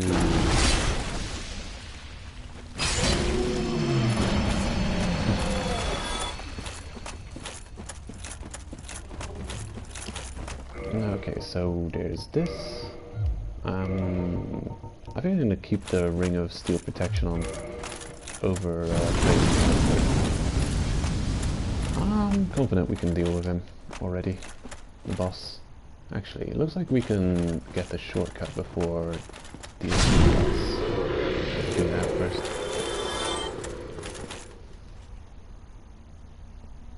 Yeah, that guy. The old Casty Asylum Demon. They did a lot of recycling bosses, didn't they? We got three Asylum Demons in Dark Souls 1. Actually, the game touted as a masterpiece. It really has many flaws in it. Like, I don't know about you, but I really love the first, what you could say, consider half of the game, all the way up to getting the Lord Vessel and Arno Orlando.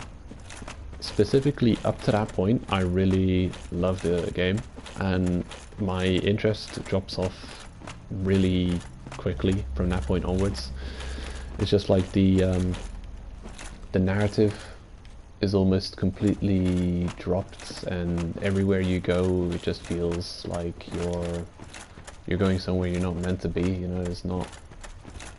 Yeah, it's just the zones are not that.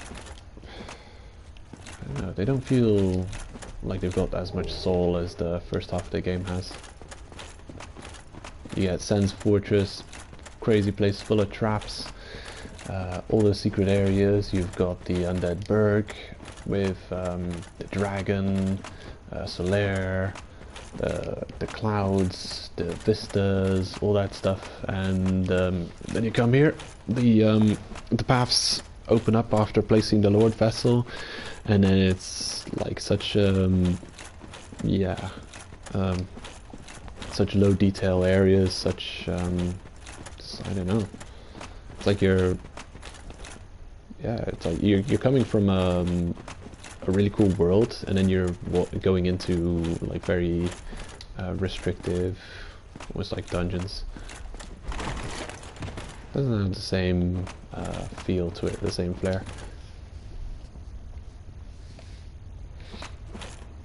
Yeah, just backstabs for the win. Yeah. Well, I'll try. I can get really clumsy with this one in particular, though. It's the branches that get in the way of me getting to where I need to be. It might take me a few attempts to get in a good position. And here we have our light source. Come here, light source. I think you're guaranteed to pick it up after you finish off the one specific bug behind the door. Where did that last bug go? I think to save Solaire you have to finish off every single bug on both sides of the door.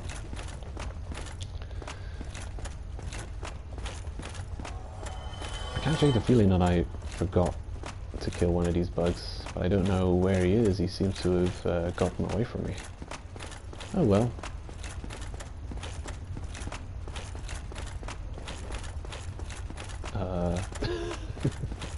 Alright. The one obstacle getting in my way. What does this say? Here, yeah, there's a thing here. It is locked by some contraption. Ow. Oh boy. Did I mess something up? I messed something up, didn't I? I'm a Gravelord servant. I thought I was max rank. How much humanity do you have to give them to open this door? Man. What is going on? Oh, really? Oh. That's good to know. So you don't really have to open the shortcut? Man, I'm a bit pissed off that we don't have what it takes to get through this door, because I specifically joined that covenant and gave the 30 humanity so we could get through here, but maybe I miscalculated. Maybe you need more humanity. Wait a minute. Why am I a Gravelord servant? I should be in the Chaos Covenant. Ah, for fuck's sake. Why? What did I do? That's like a serious mistake. I'm almost certain that previous investments with a covenant remain, but I do have to go and pay. Oswald to get my sins forgiven for leaving the covenant, and I think I have to do that before rejoining. So, well, shit. Actually, what am I doing? Range battle. Yeah. I was thinking I'd go defeat this fire sage first, but I'm not sure. I kind of want to get that door solved before doing so. Why? Why did I join the Gravelords? What the hell? I think I did it for the sword. I think you have to actually join them to get the sword. Yeah, they don't give you the sword. You have to be part of their covenant.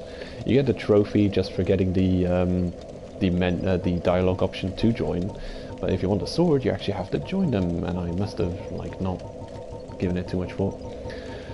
Oh well, luckily it's not too big of a run back. Let's go to the end of Perish, get our sins forgiven quickly.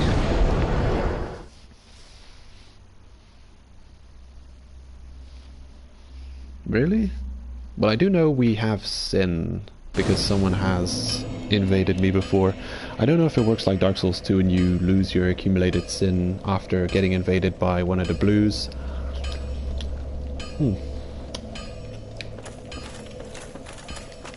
But we had to warp away anyway to go and rejoin the Spider Lady Covenant. And I don't mind ganking my way through this area quickly.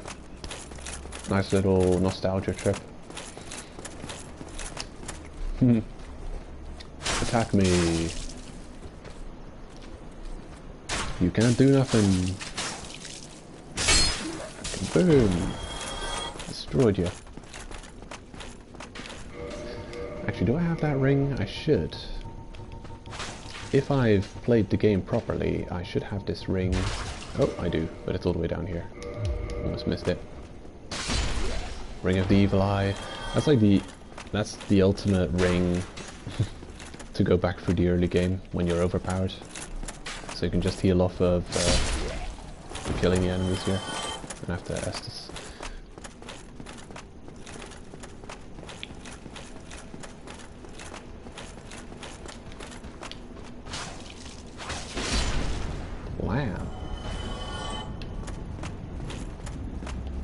Am I not getting healed from kills? This is weird. I'm going to pay attention to my health bar.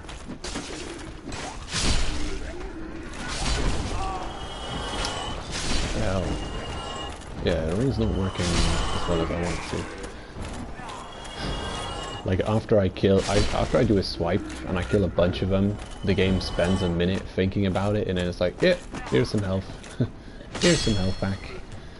And I swipe and I kill like a whole swarm of them, and then the game spends a minute to think, and then here's a little slice of health back. And then I'm thinking, well, could I have more than one slice? I killed more than one enemy, so... Ugh. Yeah. Not a masterpiece. An imperfect masterpiece. I could Estus. I don't want to. But I probably should. To be safe. Hey, hold up. I just realized something. We have Homeward. Homeward takes us back to our last rested at bonfire. So I can actually... Yeah, if I use my warps smartly, I can you know, make this happen. I mean, I'm here. Are you gonna give me a hug? You look like you want to give me a hug. I want another cup of coffee. Greetings and welcome back. I am pleased to see thee preserving thy humanity. Have I? Oh my god. I'm just gonna check something quickly. Now what will you do? Yeah, I can't. You can't do that in this game, I forget. It looks like the amount of souls I have to pay to be forgiven my sins might be equal to the amount I need to pay to level up, but it's actually more. It's more than it cost me to level up. The sin is probably from joining the Forest Covenant and then transgressing by defeating the ghosties in the forest. That's probably where I got the sin from. Greetings. Just in time. Thou art welcome any time. It is only human to commit a sin. Yeah, that's the legendary dialogue there. It's only human to commit a sin. Greetings. Greetings. Yes. Might as well, just in case, because you don't accumulate sin, definitely, if you abandon Covenant via here. Don't want to anger Nito. I mean, we're only gonna kill him later, but don't want to make him angry now. Here, take all my souls. Don't need them anyway. Okay, cool. Yeah, I don't care about any of these items. Bloodbite ring, we've already dealt with. That dragon lady in the painting, so we don't really need any more. Okay, good on you. See you around. Where's that thing? Talisman, talisman, where are you? And I also have to fix this talisman when I get back to the bonfire. God damn it. Weapon at risk. Oh no. Error, error, weapon at risk.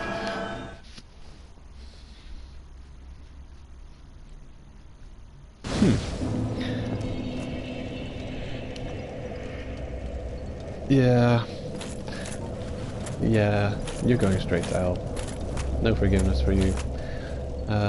Rest at the bonfire. And look at this. With smart warping, I may actually do everything I want to do and be able to get back here efficiently. I'm gonna go and repair my equipment because I don't trust it anymore. That's something I forget to do very often when playing Dark Souls, is repair my equipment. I think Dark Souls 2 and onwards also repairs your equipment just by resting at the bonfire. Might be mistaken, but I think that's how it works. Okay, so now we're gonna warp to the Daughters of Chaos and rejoin the Covenant there. Wow, I'm actually playing efficiently now for once. Not making mistakes. This is a great way of getting around. Just not resting at the bonfires you're going to. Not resting at the bonfires you're walking to. Great strategy for getting back.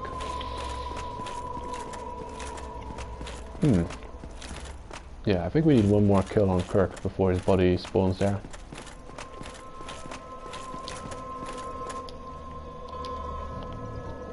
Enter Covenant. Enter Covenant again. Dear sister. Yeah, in we go. Covenant established. Re-established. Yeah, I think we're good. Let's confirm. Chaos Servant +1. Yeah. How far does Covenant go? Is it +1 or +2? Man, I'm getting paranoid. I'm getting paranoid now about this. I feel like I've made a serious error in judgment by joining the Gravelord Covenant before. I think we're not going to get through the door. I've got a decent amount of humanity. Maybe I can restore this error. Not 10 though. Oh boy. I'm just going to run past everything and see if I can open that door now. Hope I can.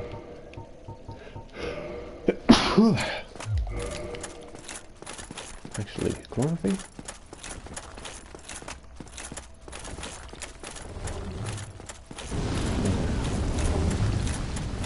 Well, yeah, anywho, I have recorded quite a few Let's Play bits outward, so yeah, that's going up. First episode today, and I think every other day I'm going to upload one. And yeah, fresh new series. Don't know if people will be interested in it, but it's a relatively new game, so at least there's some relevance to me uploading it now. It's not like with Let It Die where I'm doing a Let's Play of the game like 2 years after launch. So there's that.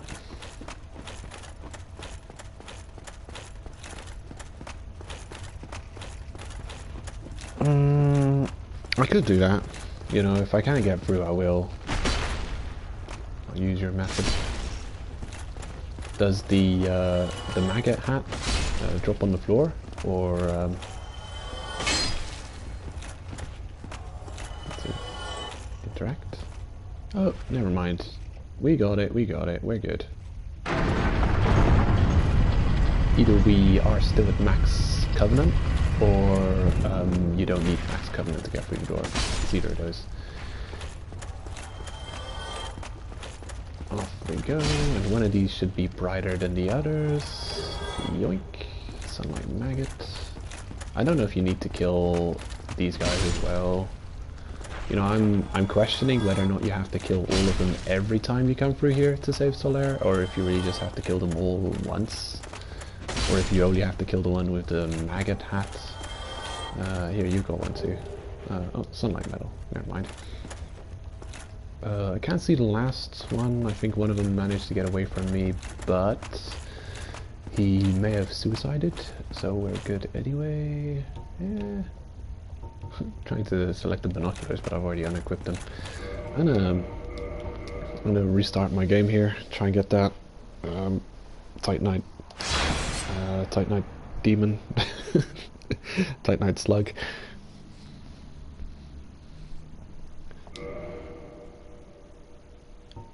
Okay, continue. Crystal lizard. That's the word I'm looking for.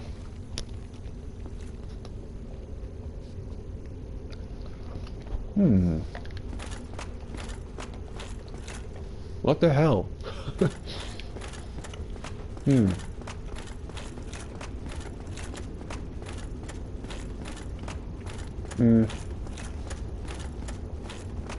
Okay, never mind then.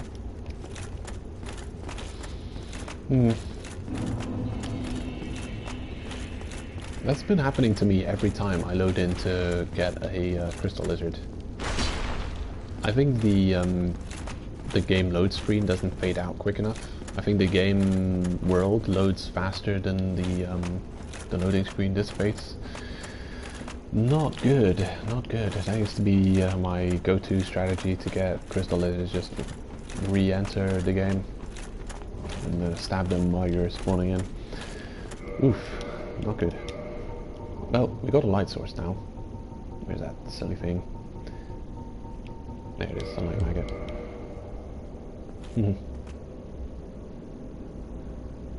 Look at that. Wondrous body. Incandescence. Yeah, you'd have to be absolutely mad to want to put this on your head. Actually, we're gonna get some more hats in Ulyssil that you'd have to be even madder to wear.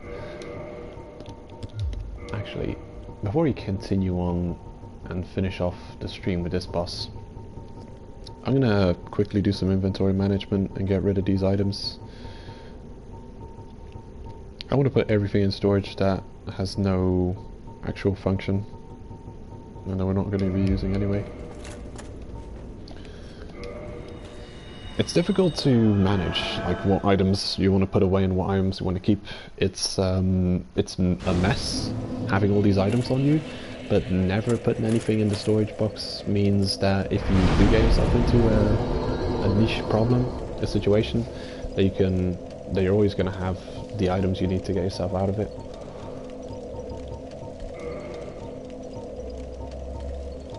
Okay, though. Put you all away. Barred straight sword, crystal. What else we got? Extra machete, scimitar. Yeah, like for instance, hitting the sunlight maggot through the door, I may have already put my Drake sword away.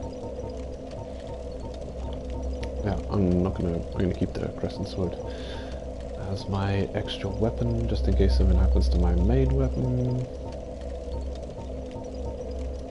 A mace for blunt damage. I've already got the large club for blunt damage. Dragon tooth.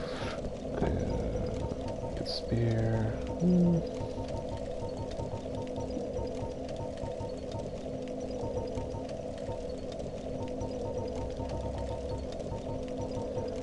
Titanite catcher.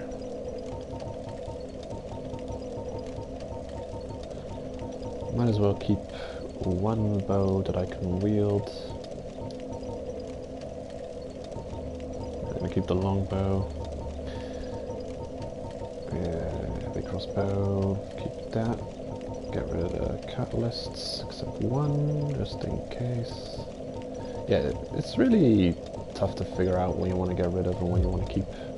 And even something as simple as shields, like you'll want to keep at least one shield that is strong to every element, just a point of preparation. Never get rid of these, very useful, all four of them. Highest deflection, regular shields, stat increase, stamina regen, poison immunity. Keep the spike shield, get rid of the gargoyle. Crest shield and dragon crest. We've got magic and fire resistance.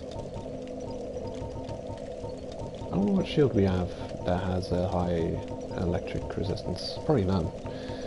Yeah, I think we're good for the weapons. I get rid of everything here. I'll keep the whatchamacallit armor, the Fire Maiden armor, because of the curse resistance. That's mostly the reason I've been swapping out armors, is to get that curse resistance.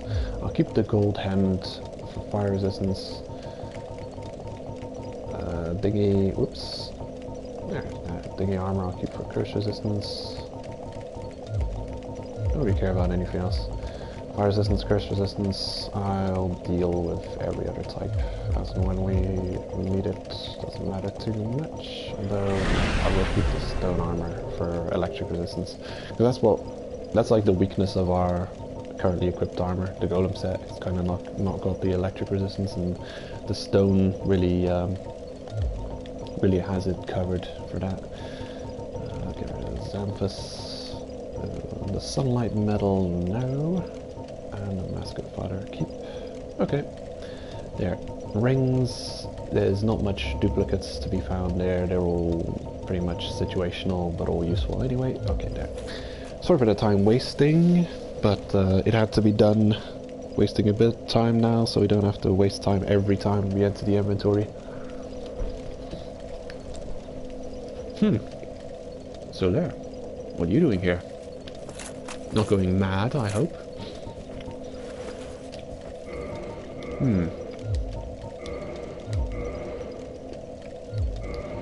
Alright, I think we're good. Yep, good to go. Alright, let's get this done.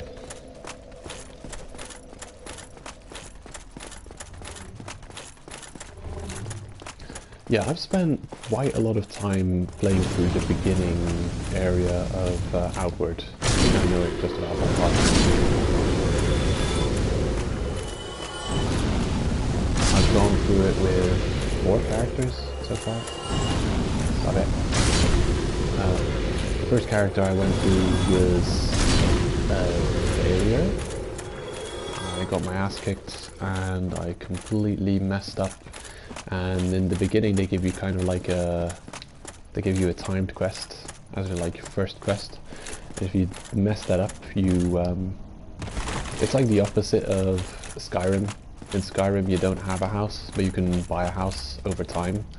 Well, in Outward you have a house and you can lose it over time, and that's your first quest. You have 5 days to pay off a debt, or they take your house away from you. And I messed that up. So, because you can get that sorted so quickly, I figured, might as well just delete my character and start again. Sure, it would be interesting to see what it's like to play through with without the house, but honestly, I think that requires. That's like playing. That's like playing Dark Souls, Soul Level 1 as your first playthrough. You know, you need a bit of prior knowledge to get a game done on such a difficulty setting. Turning into hard mode, and yeah, I don't think I'm up to that yet, especially not for my first playthrough. And it does have an interesting feature where it's got like the legacy system, so possibly you'll unlock things by completing playthroughs to give you more options on subsequent new game playthroughs, which is cool. I always like hello. The more reasons, the better to add replayability to a game. I like it. Let's see. Need rear. Very true. Stabbing in the back required a head. Okay, I think we're good. Demon Fire Sage. Funky.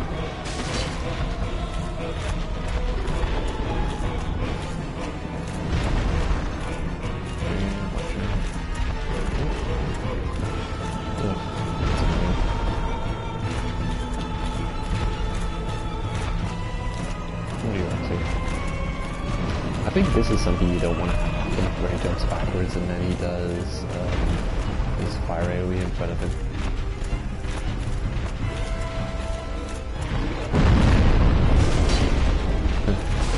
Shit.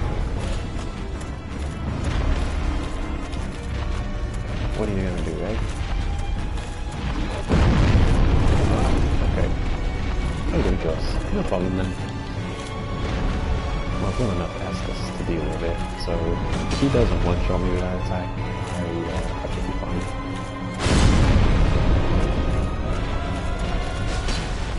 That's such a great attack. Oh, did I just miss him? Yeah, he's not doing much damage with his flame AoE. Not worried about it at all.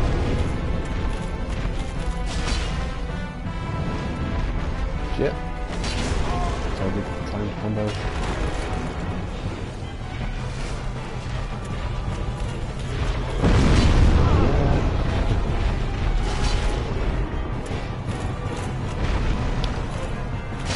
Ooh. Yeah, the jump attack is vastly more combat effective than the regular R2. Just look at this nonsense. It's got terrible range to it as well. We did it! Difficult boss. Actually, now you get a shortcut. Another shortcut.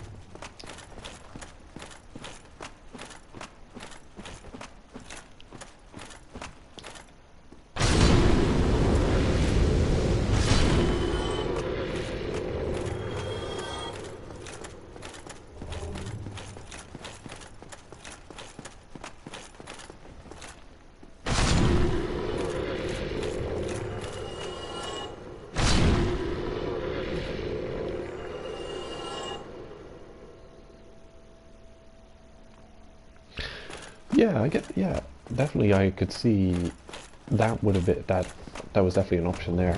I was being too, I was playing too scared, trying to make sure I was always behind him, just to never get hit by the fire attack. Well, I didn't really have to, like, the moment you realize that the boss's attack that has the most chance of hitting you, if it does hit you, if it doesn't one-shot you, you're often really just set for the fight.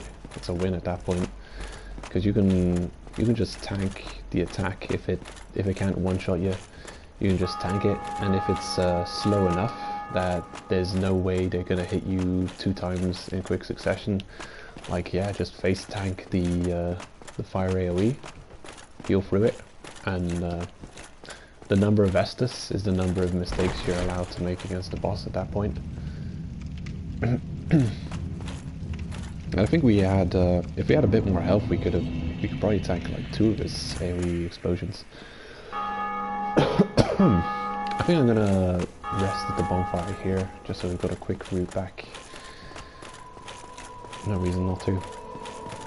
Also gonna level up 1 level, not sure if we even need it for anything.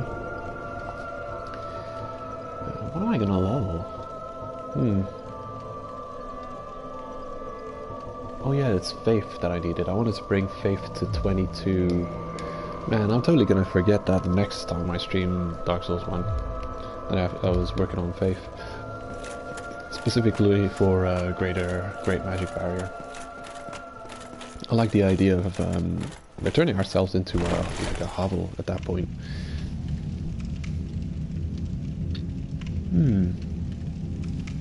Quite possible.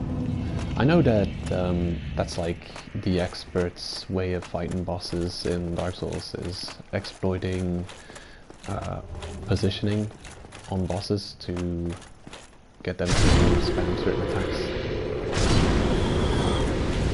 I think you have to dabble in that even just a little bit to get the tail cut on Caliban.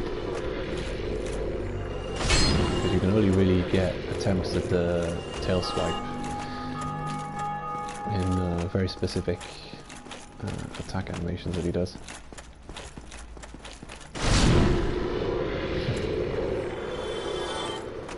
These guys really just chill out after you kill them. Okay, so that's where he came from. Where does this go? Is it 2 bosses in a row? Straight up? Hold on. You can summon someone for this fight, can't you? Ah, I don't want to waste the humanity on it though. I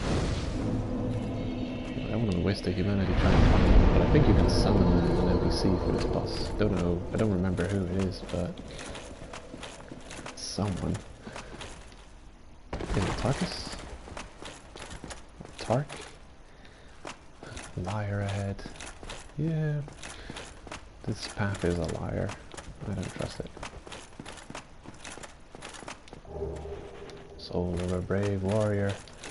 You know, I've got the muscle memory in my fingers right now. I should probably take on the next boss. Just cuz. Okay, how do I get down from here?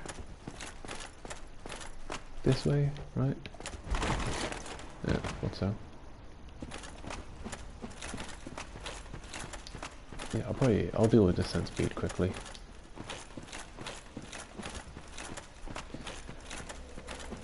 Got the Estus I need. Yeah, I'm not gonna turn human. I'm just gonna carry on.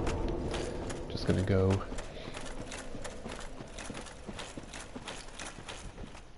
I'm not sure, is there any other meetings with Solaire that we have? Or is this the next one? I know he shows up next to his statue at some point. I don't know if that's before the centipede boss that we have to see that. I forget.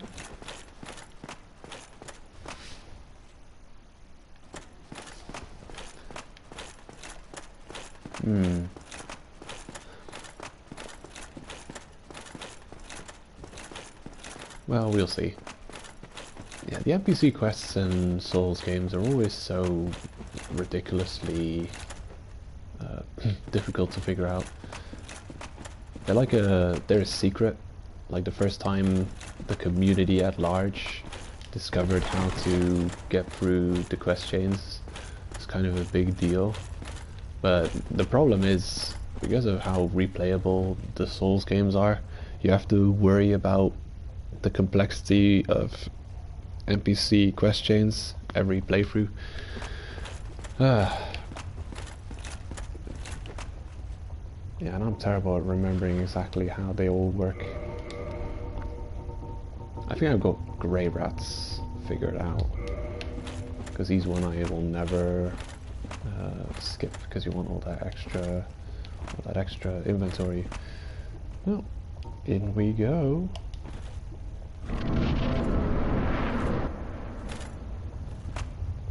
Ooh, screenshot.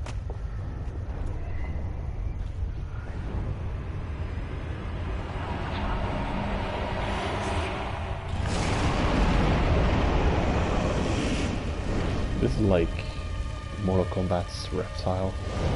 He's just camouflaged in the background somewhere, waiting to pounce.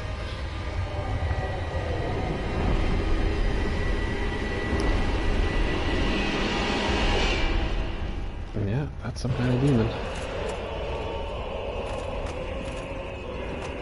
Isn't it a kind of a big deal that he's a demon?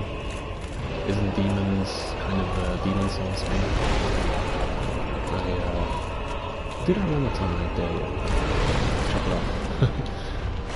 Damn, I'm too slow.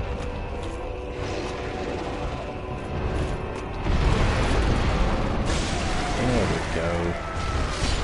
There we go. So, yeah, we killed it. Oh sweet, we got the orange charred ring early. Hell yeah. Wait, don't.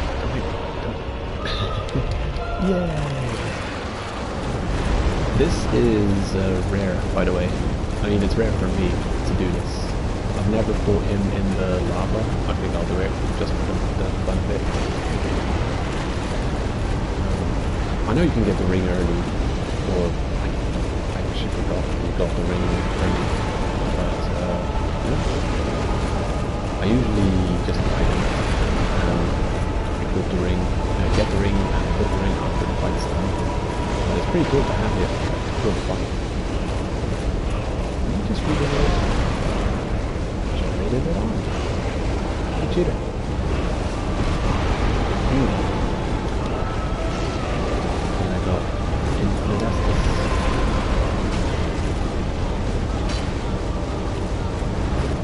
I realize I'm around the tip a bit.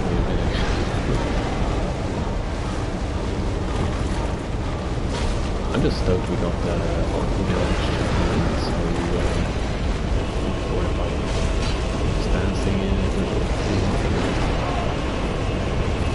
It's back so far. That's cool.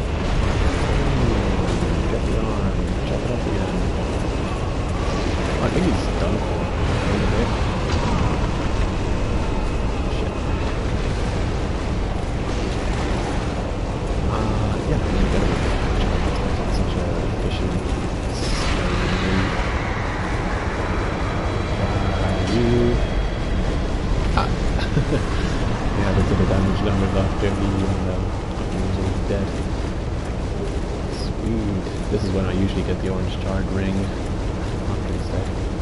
Yeah, that was fun being able to fight him in the lava. Don't think I've ever managed to do that. Oh, good souls. I'll put those to use straight away. Oh look, he's here. Yeah. So when is the next encounter with Solaire? Is it where the sunlight maggot normally is, or is it somewhere else? Why? Why? Or is this it? After all this searching, I still cannot find it. Yeah, this might be the last encounter. I don't remember. Why? Why?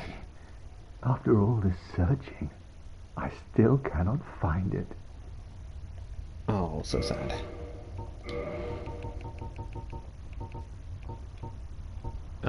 Where's my praise the sun? Don't I have that gesture? Shit, that's not cool. Well, kind of praising. Why? Why?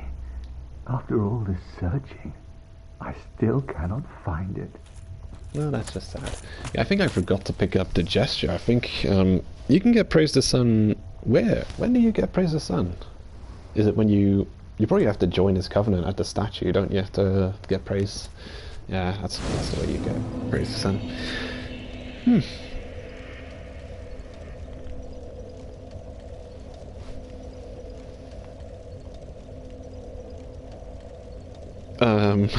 Really, from playing Dark Souls? Okay, interesting. So you ruined your eyesight by fighting the centipede demon.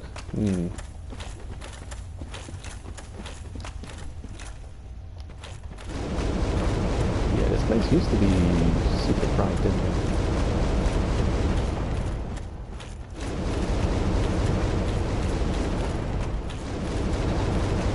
It's kind of, didn't they use this coloring to make the pizza texture. There's a cool video out on YouTube, something along the lines of Dark Souls is pizza, and they turn the whole world into pizza texture.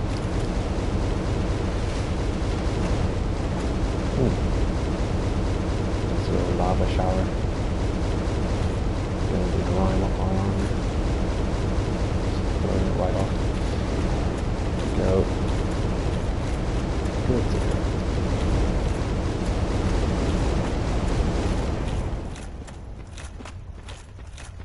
We're kind of...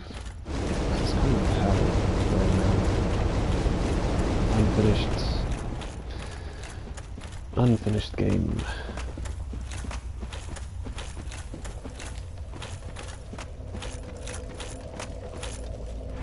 Yeah, I'm not a huge fan of this next area either. I'll probably try and fight some of the dragons, see if I can kill them. Actually, I'll do that now, before we end. No. Faith. 2 more points of faith. Actually, I'm going to use a consumable soul and try and get that last bit of faith I need to equip the spell. Soul of a hero. Is that enough? Almost.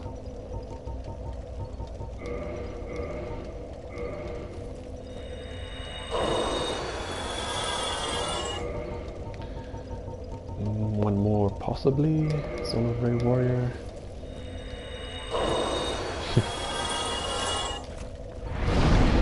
Okay, that's good. Faith 1+. And then let's see if we can attune it. There it is. Great magic barrier. Oh no, I was wrong. Need 24 faith and not 22 faith, so still working on that. Not ideal for our builds, because the weapon we're using now doesn't scale off faith at all. The weapon we moved away from using is scaling off the faith. So here's the trick to this whole area. Just follow the route and you'll get there with no hassle.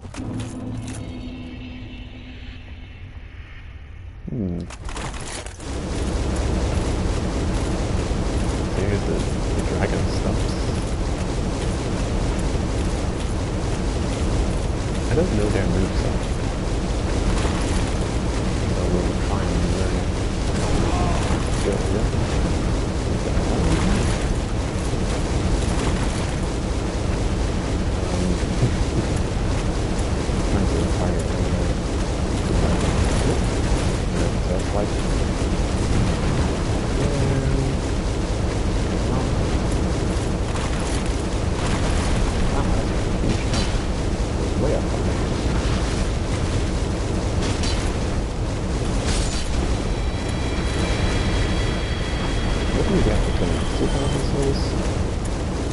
I think if you've got like this really kick-ass magic build, this place would be decent soul farming. You can keep the distance, not have to do the range hassle. Oh shit. Chip damage, slay. Secret bonfire. Yeah, good idea. That would be a good place to end it. I do want to get rid of all of these dragon bits still.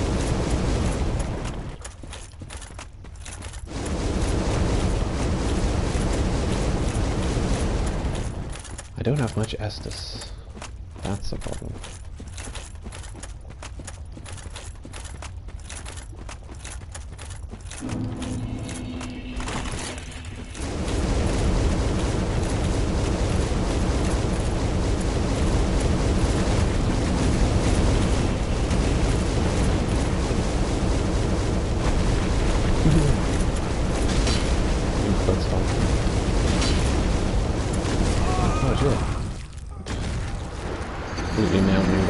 That's a good attack to punish, though, to do that butt stomp. I'm going to use 2 humanity just to level this bonfire up a little bit.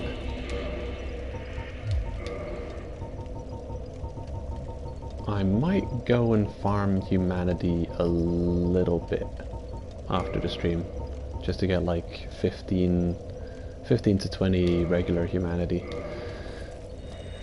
I'll go farm it off the rats in the depths. And I'll just meander my way back here to the bonfire we unlit at. Cool.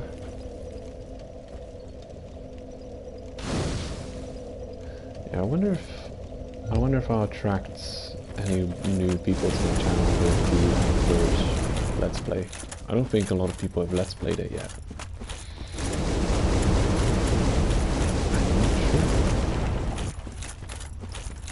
I haven't been looking for Let's Plays. Maybe everyone's all over that. I know Elder Scrolls Online, or ESO for short, has featured it on his channel. He was really early with Outward. He had a preview code for the game. So he was really sponsoring it. Ooh, they're sponsoring it. Ooh. Yeah, it's not that difficult to dodge that attack actually. Little heading here. Yeah. That's what you get. Where can we drop anything?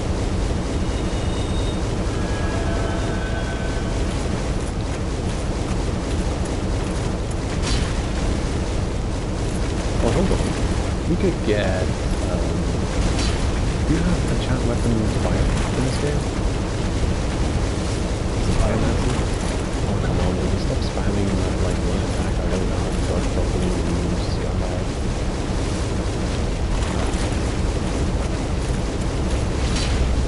Are you dead yet? Little thing could be extinct. Man, there's quite a few of them.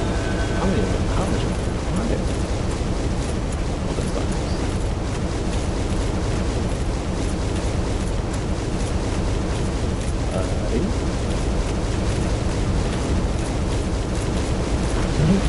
I almost time out completely for the... Oh shit. Stop it. Go over there. Misjudge this dinosaur. I thought we could get him down to its wing more. So I'll find out before we start the next one. I wonder if after you have this ring crits your fire resistance even matters at all.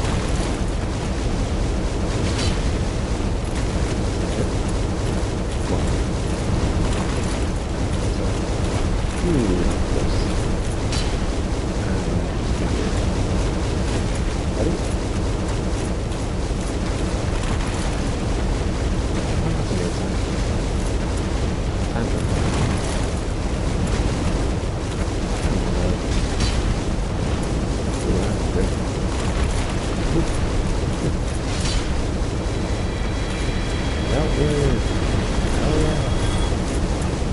Yeah, honestly, I'd never in a million years farm here for souls if I was I'm just running through for the heck of it just once. But yeah, I'm really looking at this and thinking this could be decent soul farming if you're a caster. If you're like running through here with soul spears and possibly crystal soul spears, just smashing through these smashing through these dinos. From the distance. Could be decent. Ooh, sure. Okay.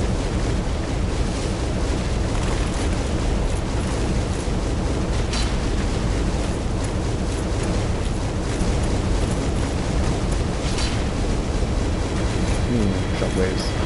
Damn, that shockwave damage. Hold on.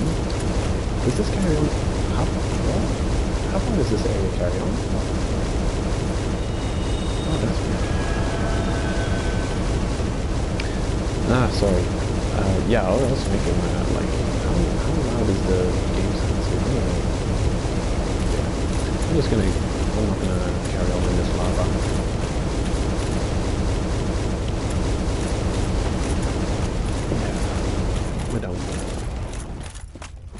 Man, my apologies, I didn't know that was that noisy. I've got my game sounds turned down, but then I figure the balance is probably gonna be wrong.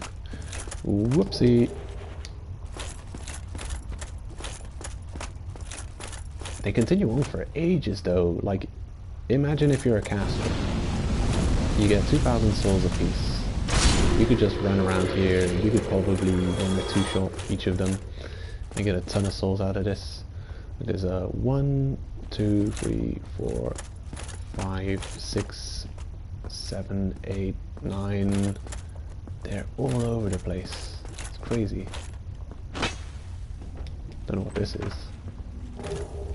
Great hero? Okay, cool.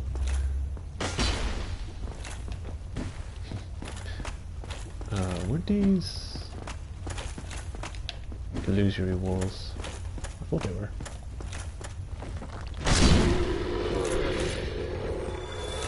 Anywho, that doesn't look safe. Could I get through there somehow? Probably not. I'm gonna try anything.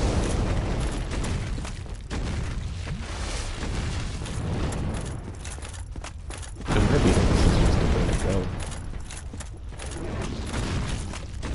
We'll see. No, that's the way to go. This is the secret bonfire. Yep, we're good.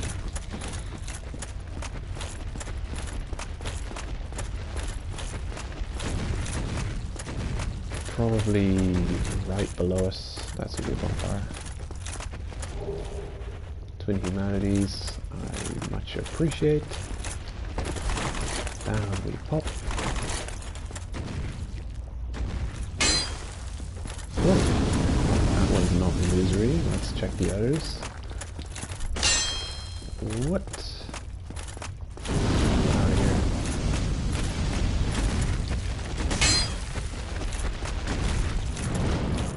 Oh, maybe it only opens from one side. Yeah, just here. Bonfire. Illusory. We made it. We made it, Henri. We made it.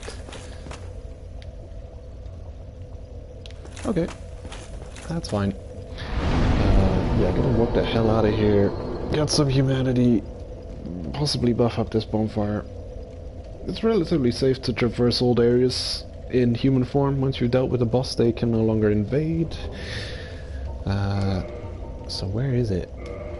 I'm just gonna check out where we end up if we take the depths teleport. See if this is gonna be the perfect bonfire that I'd use for... Is it the perfect one? Yeah, this is the one. This is where I farm for humanity on the rats. Man, you and your poise-breaking bullshit. Yeah, they're completely destroyed.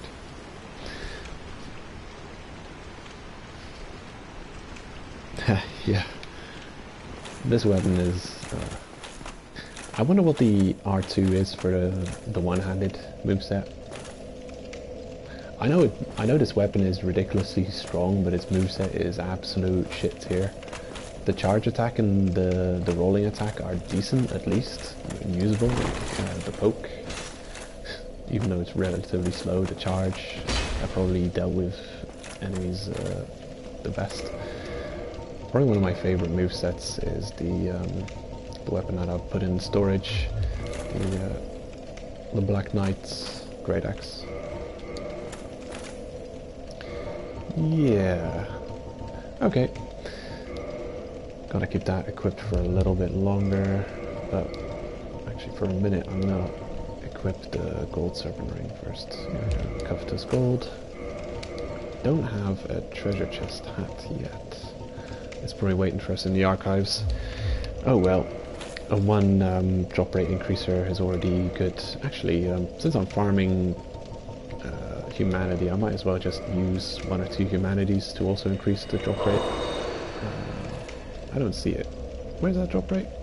Item discovery, 358. Yeah. I didn't see it change, but I'm sure it did. Hold on.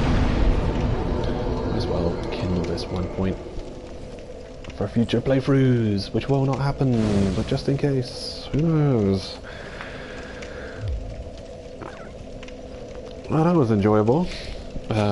Next time we're gonna finish off a couple of these routes. We actually just delved a little bit into every route to the Lord Souls, but I think we're going to be able to finish off just about every Lord Soul next time, because think about it, most of the areas I've explored the catacombs, I've explored the fire area.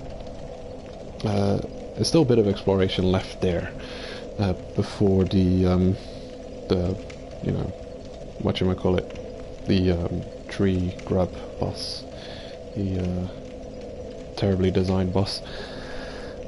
But the depths with the Four Kings, that has been completely explored out, so it's just going there and finishing them off. But the Four Kings are probably going to be after Ulasil, the DLC area, considering that I don't want to deal with Sif until I've done the DLC.